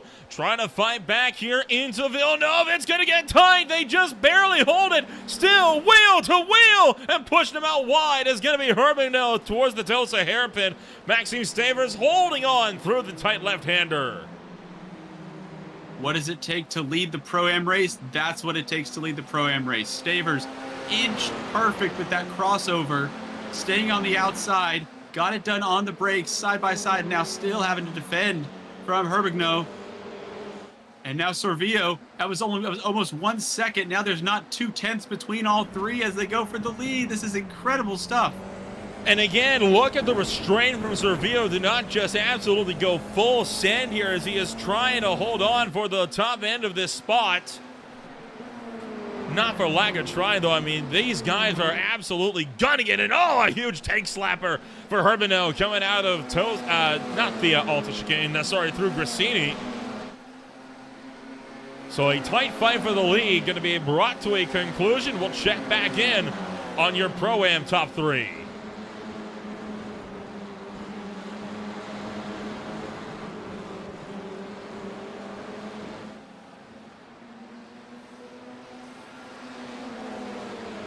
Here at Bodson, leading the points pack, but not the overall pack. Colin just ahead of the 993. Now here we are. Sorvillo around the outside. Second place up for grabs in the pro category as Sorvillo trying to go for that same over-under that Herbigno had to take the race lead. And man, oh man, a close shave there. Somewhere in the midst of all of this, by the way, Stavers was able to retake that race lead over Herbigno.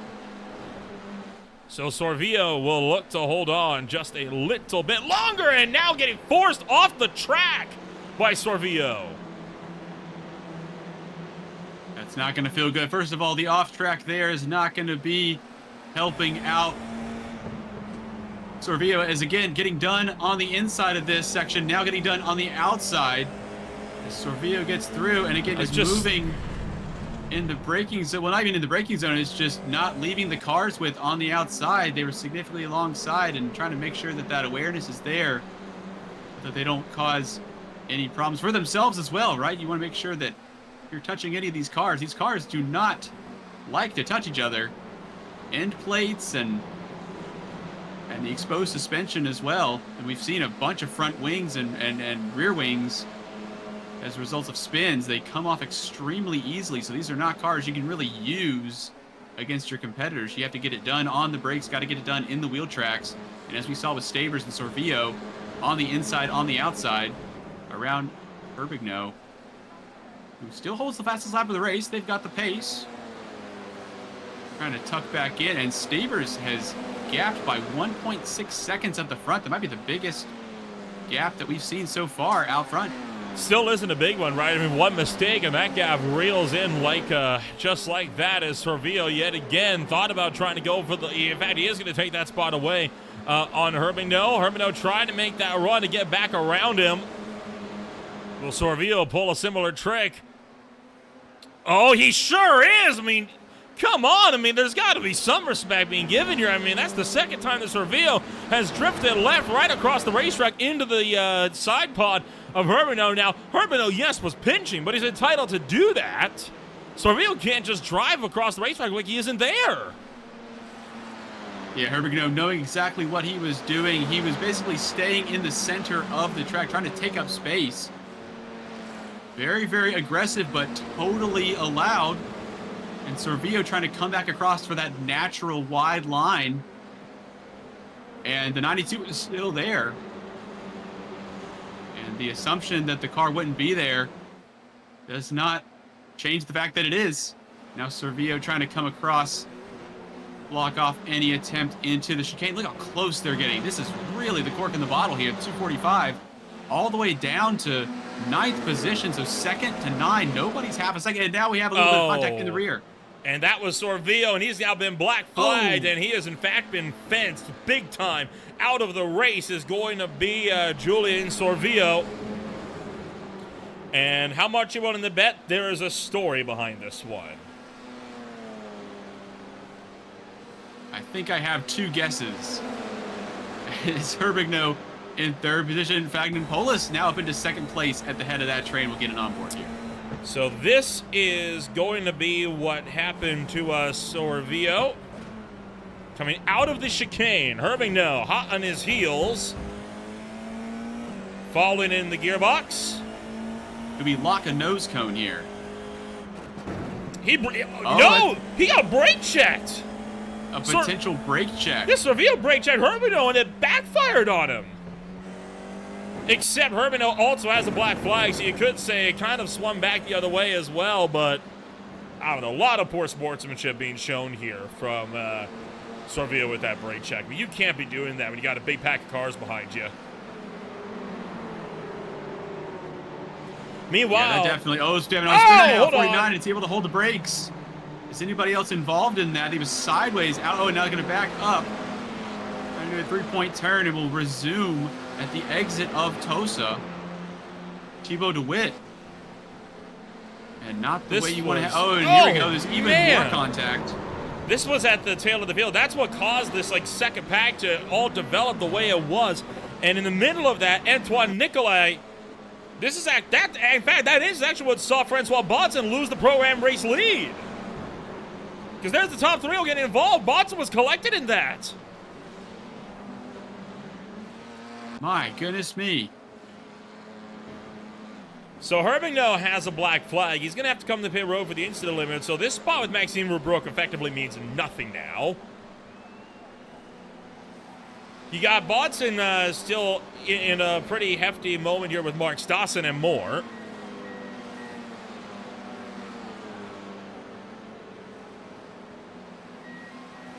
So much activity in the pits here. Herbigno in the pits.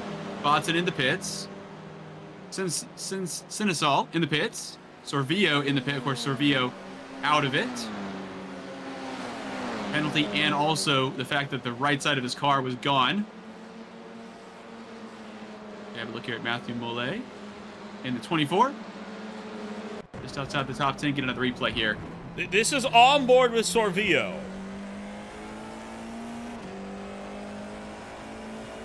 Watching the revs, I guess.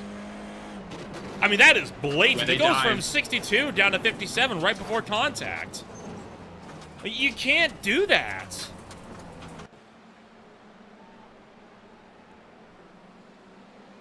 from the air. So there is contact here earlier on as well. So we have Yes. So I think contact this there. I think that unintentional. I don't know if it's unintentional. I think that's Herbino expressing displeasure, but you see how fast Sorvio like slows up there. I mean, that has to be a brake check of some description, surely.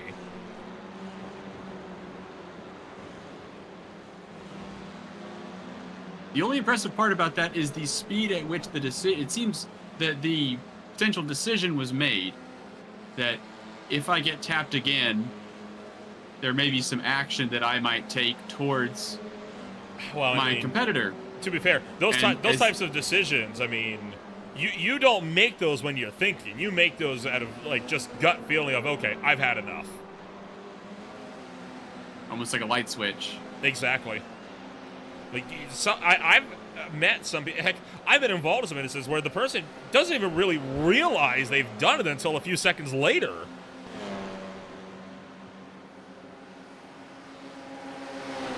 Further back, Peter Goossens and Bastian van Richtgehem, they are racing for 9th place overall on the field between the Pro and a Pro-Am driver. Richtgehem able to take that one away for running 3rd in the Pro-Am category as it stands.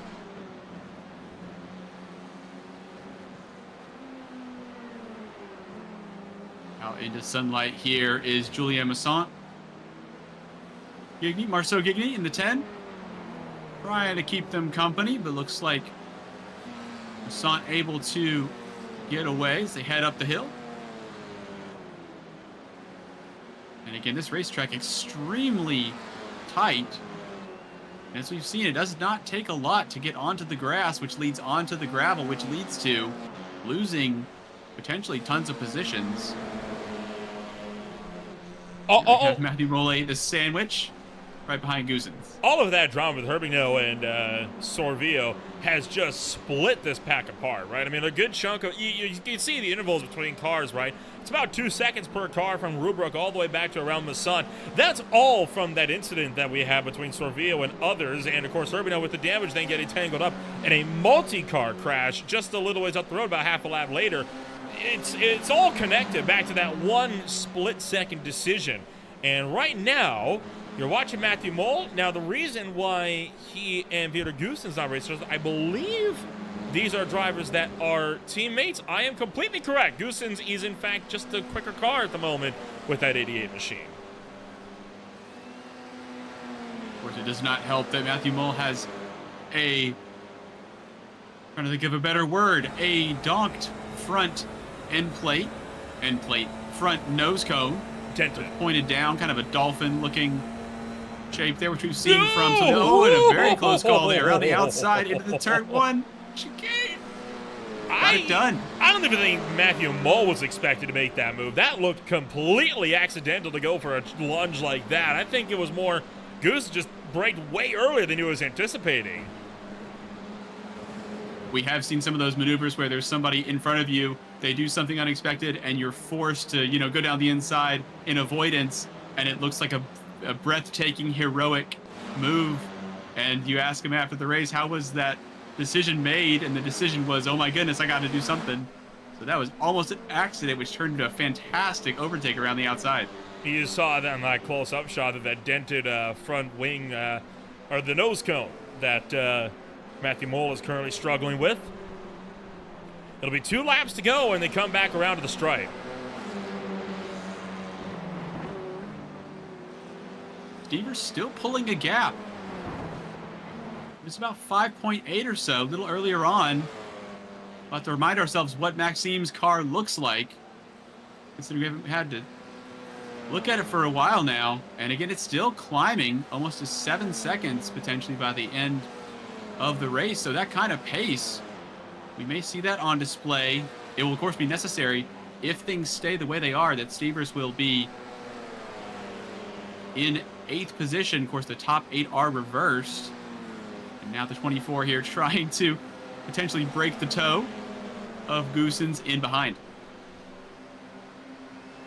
Well, the field going to continue on as Goossens holding the inside. They're trying to go around the outside. Sorry, Mole holding the inside into Tamburello, and out wide is Goossens getting hung up on the sausage curbs, and That'll instead back him up into Stefan Vandersmissen, who he himself is trying to fight it out with Matthew Mole up the road. Goossens' wheelie's not going to help him in his battle with Vandersmissen, who saw that and is thinking, I'm sure he's rattled. See if I can take advantage here in the closing stages. And also, you still have you also still have through the Piratella, Julian Masson and Marcel Gigny that are still within 0.3 of a second.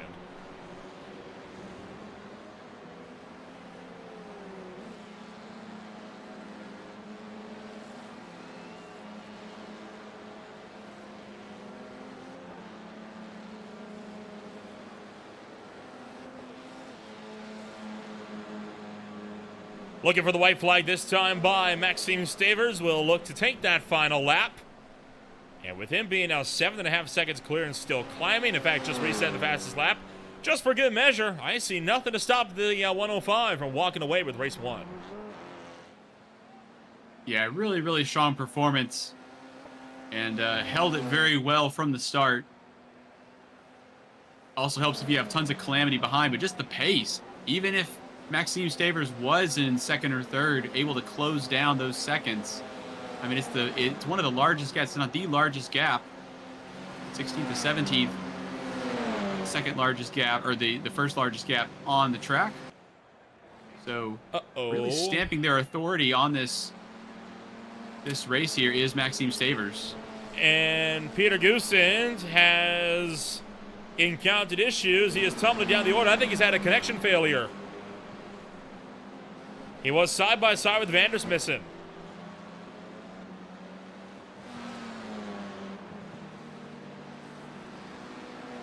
Really shows you here at the end of the race what it takes. Everything has to go right, and luck does not help either, or luck can help as well, but it definitely needs to all come together for you in order for this type of event to work out.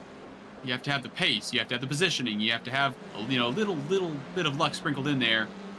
You have to have competitors you can trust to try to do battle with, and it really is an impressive feat when it all comes together. Maxime Stavers out of the final couple of corners, and just like that, we'll look to take home the race win for round number 1 of the Pro category this afternoon.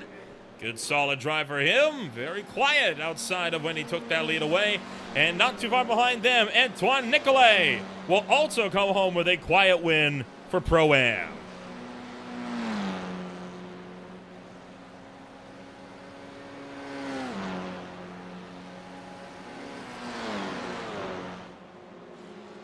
A few more battles still yet to be decided. This one here for 7th and 8th in the Pro category.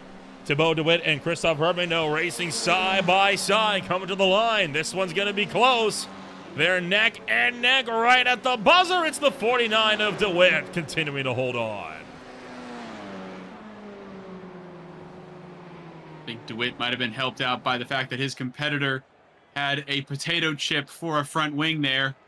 End plate not looking too brand spanking new.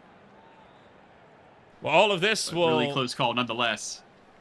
And, of course, all of this will look to take us home to the end of race number 1 here on the afternoon. And so we will now get the chance to see who is going to be finishing up where after round 1 on the day for the Pro and Pro-Am field. It's Stavers, number 1 by 8.6 seconds ahead of Gauthier Fegdepolis. Matthew Collin finishes home in 3rd. Maxime Rubruck in 4th. Antoine Nicolay and Lorenz de Vleger will be a 1-2 for Pro-Am. Julian Massant in 7th. Marcel Gigny in 8th. Rounding out the Pro-Am podium will be Bastien van Richtkemen ahead of Matthew Mole. 11th is Stefan Vandersmissen. Thibaut DeWitt in 12th position. Christophe Herbigno in 13th. Francois Bodson 14th. 15th is Mark Stassen. 16th, Jurin Seneschal. 17th, Peter Goossens. And rounding it out, Julien Sorvio in 18th. Sorvio, I'm sure, will have a bit of a chat ahead of him with the stewards here after this race. 4 minutes to go before we'll get our final 20-minute race underway. It had a bit of a tame ending, but boy, the opening half was certainly non-stop action. It was really only some timbers flaring that caused a good chunk of that race to come to a close. Yeah, definitely.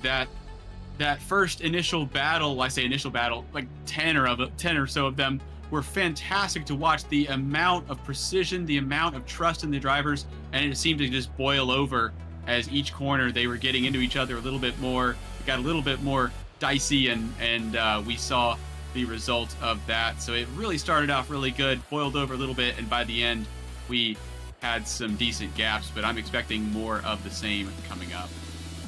Well, still have more racing yet to be had. 20 more minutes on the cards before this program is out. We'll be back with more in just a minute on Green Flag TV.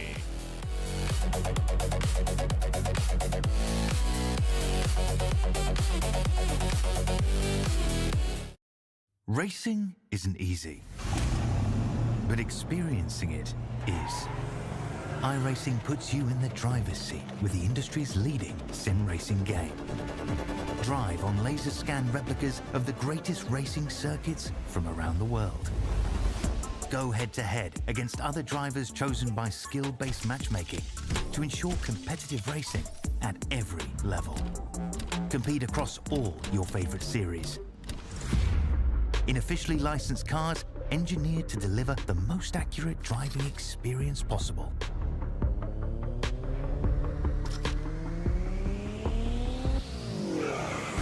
Join a race or host your own with players from across the globe.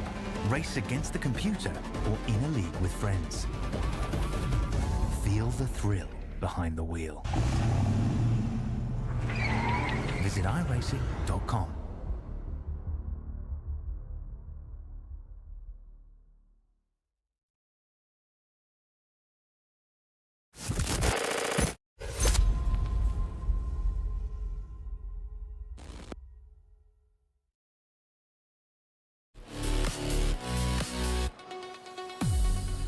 Welcome back to Green Flag TV. We've got 20 more minutes of racing action getting set to come on up ahead of us. Don't forget as well to check out the High Tide Racing League here this afternoon. Of course, we'll be back for more.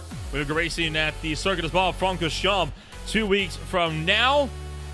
And of course, with the racing action getting set to go racing here this afternoon, of course, you will have the High Tide Racing League coming at you live later on this afternoon with myself and Justin Prince on the call from the Nashville Super Speedway in Lebanon, Tennessee. James, it's going to look to be a good race here this afternoon. 20 more minutes ahead of us, and my hope is we've gotten it all out of our system. Well, we saw some fantastic moves as we were speaking a little bit off air about. We really got some fantastic maneuvers. These drivers just inch perfect when it comes to trying to take positions from their competitors, and that's really what it takes, right? This pro-am field. These are a hardened bunch. We did see a little bit of extra bumping and banging that we weren't really expecting, but I think overall the beginning of the race really showed just how much it takes to hang with the front runners. And in the end, we did have a fairly large lead, which just goes to show you that there are some drivers that really have the pace in clean air. The question is, as the top eight are reversed, will they be able to get that clean air, and how soon, if so? Well, we'll find out in just a few more moments, won't we, as we are about to get the final race of the day underway. So 18 drivers, 20 more minutes, and 12 more laps. We'll look to kick this thing off in full force. Green flag coming out this time by, and we'll look to once again take you top to bottom as to who is going to be coming home here on the afternoon. It is going to be the likes of Marcel Gignou, who will start this race from pole position for the pro category. Joined alongside him, fellow pro contender Julian Bassant, with row 2 holding Lawrence de Vleger and Antoine Nicolai in the pro-am field. Maxime Rubrock will be down in 5th, Matthew Collin in 6th for row number 2 on the grid, with row 3 holding Gauthier Fagnapolis alongside Maxime Stavers in 8th. The race winner in round number 1. Bastian van Richtkemen took a podium on row number 2, and well, we are already getting this field up and rolling here today, so it's going to be quite the show. They were really quick to grid up on us this time around, as it is time to once again get the last race of the day underway. Green flag is in the air. It was Herbino, Botson, Stassen, Senez, Augustin, Sorvio to round out the field as the pack hightails it down into turn number 1. For the first time here on the afternoon, once again, do we make it through safe and sound? We did so last time. We're going to do so again out of Tamburello. And it is Marcel Gigny leading the way ahead of Julie Massot as we cruise towards Villeneuve. Drivers are more or less single file. 69 going outside, going to become the inside into the Tosa. Trying to defend from 2 cars. One on the outside, one behind the 993 of Matthew Collin. And they're still side by side here. Fantastic stuff at the start. Right now they're all too wide out of Tosa. Hard braking zone is going to cause drivers to pick their lines. And again, the 993, nothing doing there. And both Pro-Am drivers still holding down that second row. Well, I say second row. They're now all line of starters at 3 wide further back. One car real slow at the tail end. That is Thibaut Dewitt, who I have to imagine has maybe had a problem of some sort. Or maybe just wanted to get out of the melee. All that side by side, by the way, was with the Pro-Am race, the Pro-Am race lead as Nikolai and De Vleger side by side. And look at Maxi Stavers charging the side. He's going to wipe out the 69 entry. 2 for the price of 1, but it was a messy second overtake there. And it looks like Malay is going to get back going there on the fridge. Oh, now we have issues at the far side of the circuit, second to last corner. And who's that there? Peter Goodson. And Goosen's involved. Falls right back to, and now we have a spinner, the 22 there. Rickingem drops to the very back of the field as DeWitt also falls back as well. So we have a lot of drivers losing almost everything right at the start as we have now another look down the inside at turn 1. Yeah, Sandoval trying to make us another spot up on Julius Sorvillo. Going to make that job safe and sound as overall it's been a bit of a tight and chaotic opening. All of a sudden with all of that contact, Lawrence De Vleger out all by himself with the Pro-Am race lead with 3 cars between himself and Georgian Sendazal. Make that 2 now as Gautier Factor-Paul is going to look to get around him. We also have Matthew Collin race side by side with Herbigno in the middle of this pack. Herbigno looking strong here. The closest car in this pack to the driver up front. 0.4 of a second across 3 cars. They will now head into the approach to Aqua Minerale. Not a particularly strong overtaking spot, but again, the exits here, Nolan, the exits are so important up these hills. These cars only have 100, I say only, they have 160 horsepower, 1,500 pounds, quite potent, but it takes every bit of the 160 to get up behind your competitors. The closer you are to your competitor, the more the slipstream comes into effect, the more they're having to think about you, the more that the pressure builds, and the more options you have as well, right? You don't have to brake quite as late in order to get alongside. You don't have to come from way far back. You only have to brake that little bit later just to get down the inside. Maxime Stavers and Gautier Factor-Paulus will be running in the number 3 spot as Racing Action continues on like clockwork here on the afternoon, as it is the number 27 and the 105 continuing the race side by side. As we continue to race this one out nose to tail as Massant and Gigny continuing to race through Matthew Collin and Georgian Seneschal, along with Herbigno. Still side by side a little bit deeper in the pack here as well as Herbigno. Oh boy, oh look out off the road and hard into the fence for the number 92. Identical damage to Sorvillo earlier on in race number 1. And that has brought Gigny into the battle for the lead so close. Well, so that was happening behind, but this is going to be kicking off in front. Massant trying to put on a brave defense here. And this is really heating up here. There's about a second or so back. And of course, Stavers already up into 3rd position from 8th on the grid. Your winner for Heat 1. And Stavers with the fastest lap of the race. That may be under a second by the time we finish this lap here. 15 to go.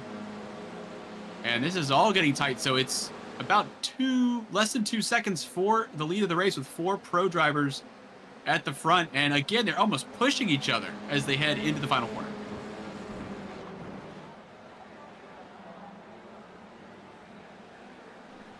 So Julian Masson still leading the way. Marcel Gigny running number 2 as a 10.5 between Masson and Gigny.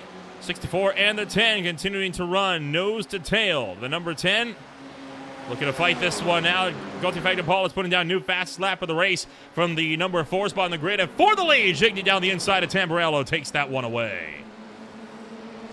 Yeah, fairly straightforward here, but he's going to be compromised on the exit. Oh, and he gets almost spun around. Fantastic car control. But extremely dicey there. These guys are putting their nose cones into the back of the diffusers on the rear of the car ahead, almost getting locked together, and they're just trying to judge where those front wings are. And they're getting it right about 60% of the time. Gauthier Fagner-Paul is a little ways deeper in the field. Whoa! Too much curb! Hopped up on 2 wheels and goes spearing off course as a result. Take another look back at this one as the Scuderia Volpe machine right here, as you see, right, it's this second hit right there, looking to pitch that car up on 2 wheels, trying to catch it, nothing doing though. He slams back down and goes spearing off into the grass. Yeah, it looks like Fagner-Paul outbrake themselves a little bit too late, missed the first apex of that turn 1 entirely, tried to keep their foot in it, and they paid for it by going out onto those, I was going to say rumble curbs, almost like it was like a monster truck trying to jump over that section of the track.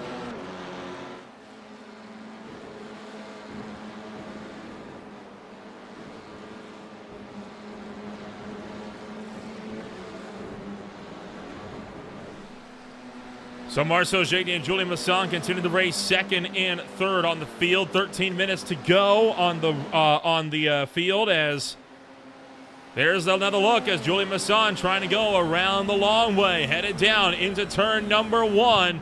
And Masson slams on the binders. He's able to sweep his way on through. Gigny still leading the pack here on the day as Masson trying to make that look for the number 2 spot. Going to go down the inside of turn numbers 5, 6, and 7. And just like that, Julian Masson into the runner-up spot now. Yeah, Masson getting overtaken there down the main straight. A humongous chop to the inside. Try to keep Masson out of second and nothing doing through the exit. Again, the exits of these chicanes are so important. You can gain so much more time on the exits than the entries. And again, all of the space between these corners, coupled with the fact that these cars are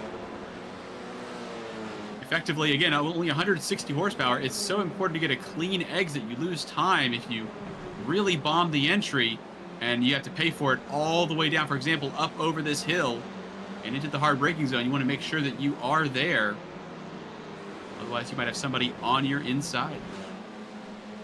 Further down the field, Fagner-Paul is continuing to try to close his way back up to the order as he's got Stefan Vandersmissen and Antoine Nicolai breathing down his neck from 5th and 6th in the Pro-Am category. Collin, Mole, Bodson, and more all continuing to scrap this one out amongst themselves. With Vandersmissen hot on their heels, a little bit deeper in the wings, and cars dipping wheels into the gravel trap on the far side of the racetrack. There goes Francois Bodson trying to make that look, headed down for the inside of Tamburello, the 115. Getting a little bit dicey here with the 24. This for third in the Pro-Am field. Bodson trying to hang that one the long way around, and out wide, unsettled is going to be Bodson, and he's able to gather it up. Seems like with each lap, there's less space in that first chicane, Nolan. Seems like the track's getting smaller all the time. As we have a change here for the top 3, so Sorvio, fastest lap of the race. Still has not gotten it done, though. They are now drag racing side by side. And the 245 still screaming out wide as Julian Sorvio looking to race this one out for third and fourth. Marcel Gigny hot on his heels as a 3-way fight for second, third, and fourth. Continuing to battle amongst themselves overall. The number 10 and the 245 going to keep that fight going for the final podium position. Lawrence DeVleger and Mark Stassen running 1 and 2. Mark Stossen gaining about 1.5 seconds in the last 2 laps or so, it seems. Vlieger just trying to hang on to the back of the 5th place pro of Rubric. And Stossen gaining ground all the time, almost 0.5 tenth in each corner, and it's now down to under 7 tenths. And Stossen is a freight train right now. That 116 is working.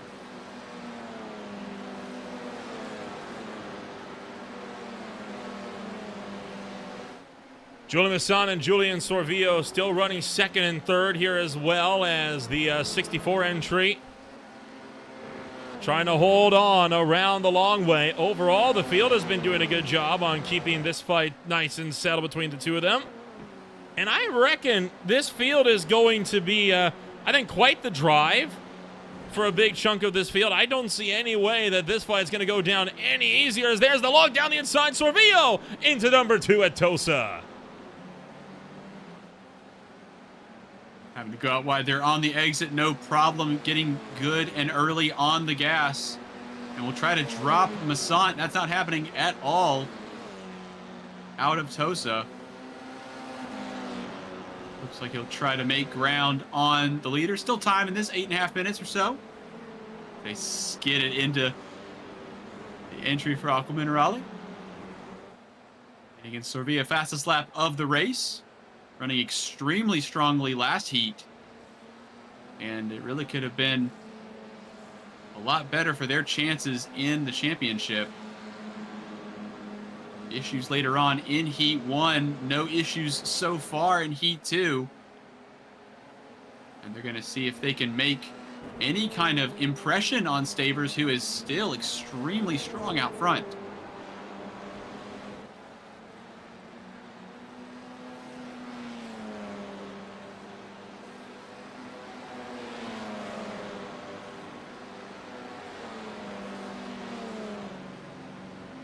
Still have DeVlager and Stossen running 1 and 2 as they continue to run this one out.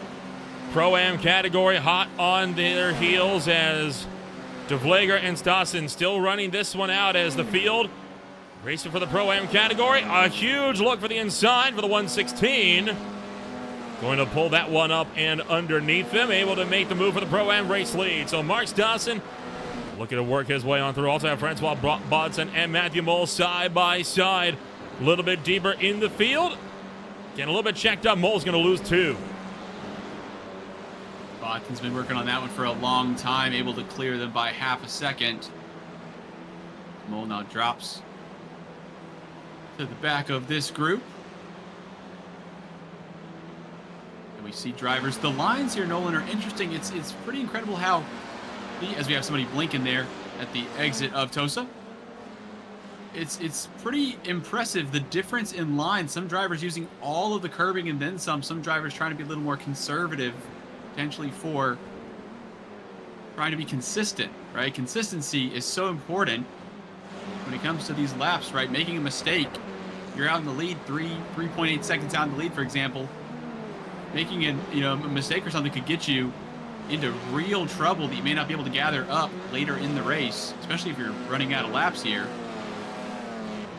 So it is really important to find that groove that works for you and then just increase the amount of risk in the braking zones, curbing that you take to try and gain those tenths. As we see now, Vlieger here on the back of 71, 72. Colin on the back of Vlieger, apologies. And Matthew Collin wanting to go down the inside of Vlieger. Oh, a little bit dicey there as they go door to door into turn number 1. Collins able to secure the look as DeVlager tucks in line for the number 2 spot in the Pro-Am category. Only about 0.5 second still behind Mark Stossen. If Collin gets through right now, Mark Stossen has Collin effectively acting as a buffer zone between the two of them, as the 116 and the 72 showing no signs on yielding anytime soon on this one.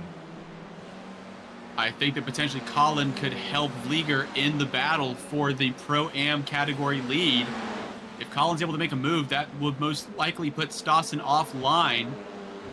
it will have to slow him down at some point. There's no way that Stossen will be able to be overtaken while he's on the racing line.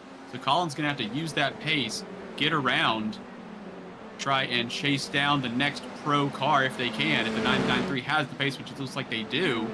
And that could bring Vlieger right back into the battle for the lead.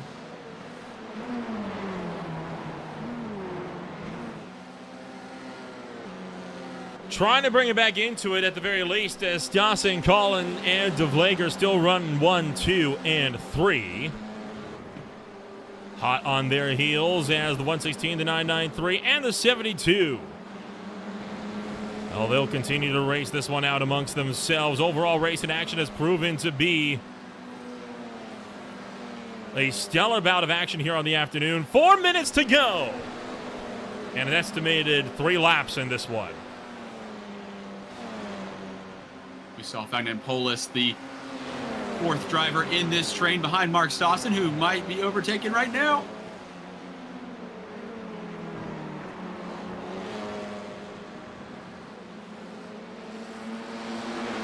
.993 down the inside there, and now it's brought everybody in. I thought this might help Vlieger. This is going to help everybody except for Stossen, who is in 2nd position in this group of 4, so 7th overall.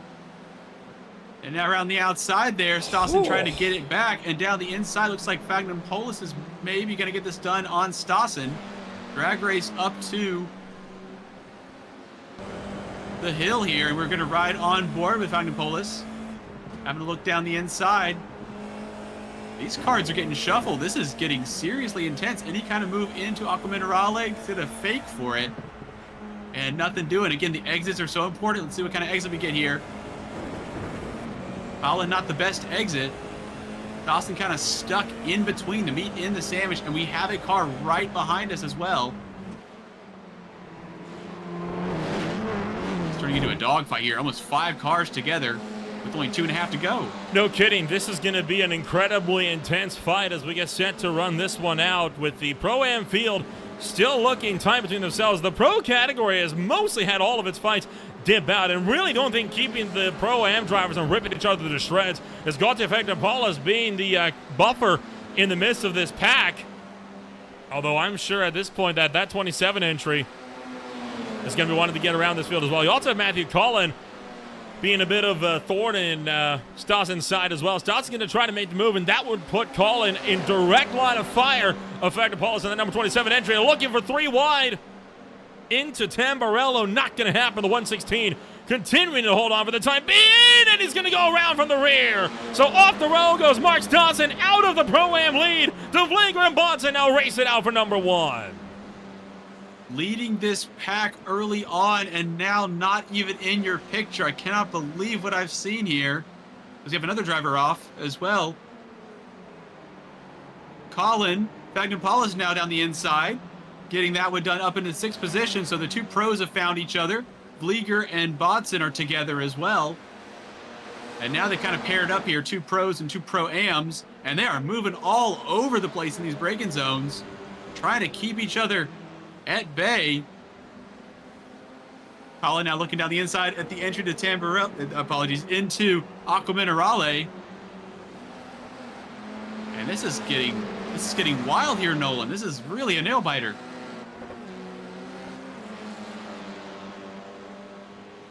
Overall, the battle pack continues to be a rather intense ride.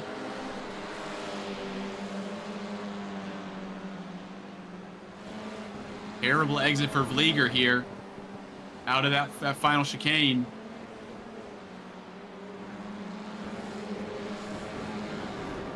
Final lap underway, meanwhile, for Maxime Stavers way up the road, but it is the race that is certainly on for the Pro-Am field. De Vlieger is vulnerable. Francois Bodson has the chance to go for a dive here into Tamburello. The question is he going to commit to the run? Marcel Gigny will fend off an attack from Maxime Rubrup from behind. Now De Vlieger having to fend off an attack from Bodson. Bodson going the long way into turn number 1. He threw it away last time in a similar fight with Tamburello. Not going to do so this time. De Vlieger continues to lead the way.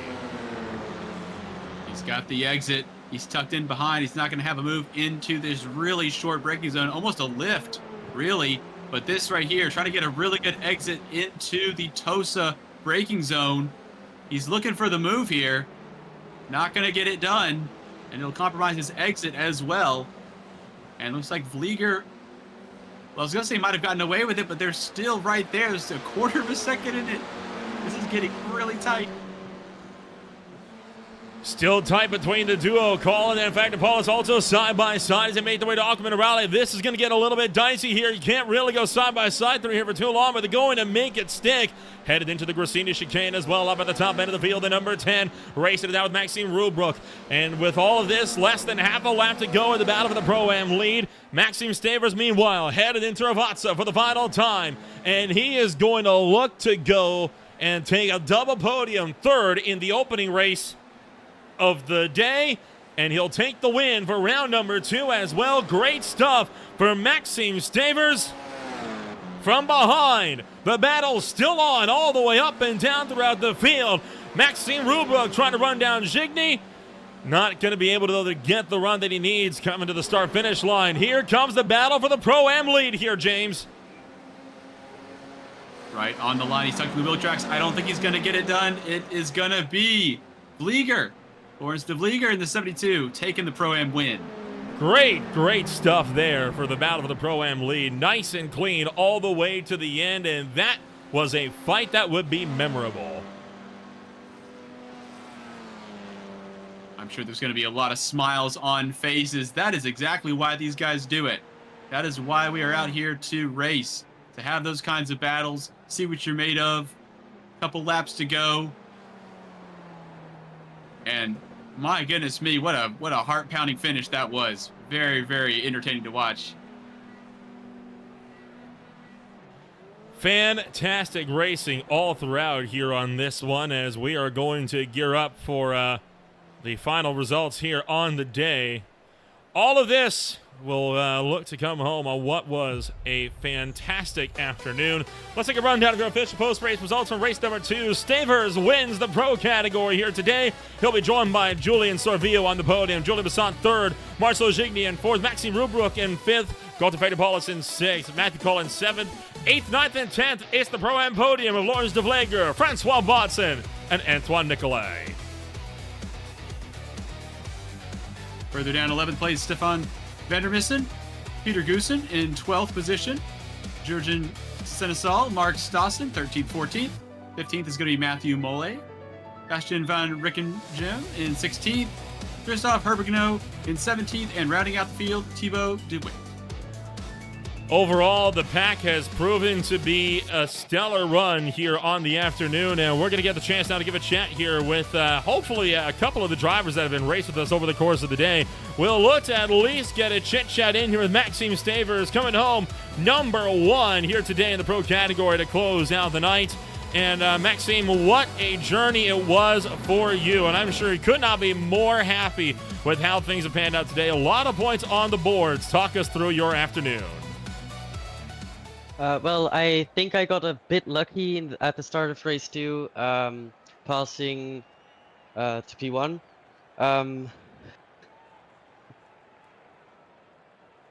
You kind of look at how race 1 went, and then, of course, all the way through race 2. Both times it ended up being a relatively quiet run to the back portions of the field. It was all the action, though, right at the front. How did you survive the carnage that so many drivers fell victim to today? Honestly, I don't know. I was just really focused on trying not to have any crashes and get as little incident points as possible.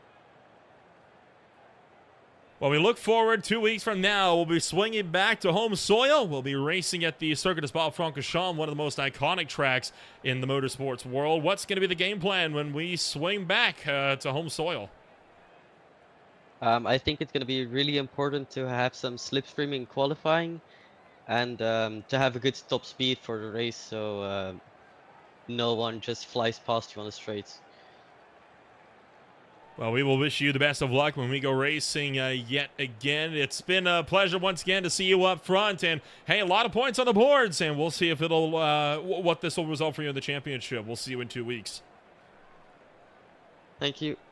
Maxime Stavers coming home number 1 in the pro category here this afternoon. Not seeing anybody else, at least for the moment, but we'll give them a second here, James, and see if anybody else will be giving us a chat here at the end of the day. But what a fight that we had from start to finish. Absolutely fantastic stuff. It really was impressive. And again, all these drivers really kind of figuring themselves out. Well, not themselves, but their competitors, right? They're getting a good look at their competitors, not just in qualifying pace and being able to try to stick with them, but the way that they place their cars, the amount of aggression that they're going to take. We saw that outside move late in race 2 or heat 2 for the Pro-Am, Pro-Am, where they were overtaking into Aqua Minerale. And again, just really opportunistic maneuvers and inch perfect at times. Not quite inch perfect at other times, but overall really, really strong stuff. And it really just shows you how hard it is to overtake someone who has a similar skill level to you, somebody who really is just trying to push it. And as we heard earlier, just trying to keep it on the track. Even the winner of Heat 2, trying to keep these cars in line. Well, it doesn't look like we're going to have anybody else give us a chat here this afternoon, but what a race that it was all throughout the course of the day. When we go racing next time out here on Green Flag TV, we will be looking to swing this one heading on out to National Super Speedway for the High Tide Racing League tonight. Make that Michigan National Speedway tonight. It's going to be Texas Motor Speedway coming up as well on Tuesday. Silver Fox Racing League Late Model Stock Championship will be out at North Wilkesboro Speedway on Tuesday. BSR also in Michigan on Wednesday alongside the Beer League coming out here on Wednesday night. NASCAR Castle Glass Company Series will hit Echo Park Speedway action on Thursday alongside the Speed Cup Series also in Michigan for the second to last race in the chase for the Cup. If you want to find out more about who we are, what we can offer you, check us out today at www.greenflag.tv. My name is once again been Nolan Ramble alongside James Newton. We've been bringing you all the action from start to finish here today, and we will see you when we go racing next time out for the Belgian Sim Racing Federation's F4 Championship.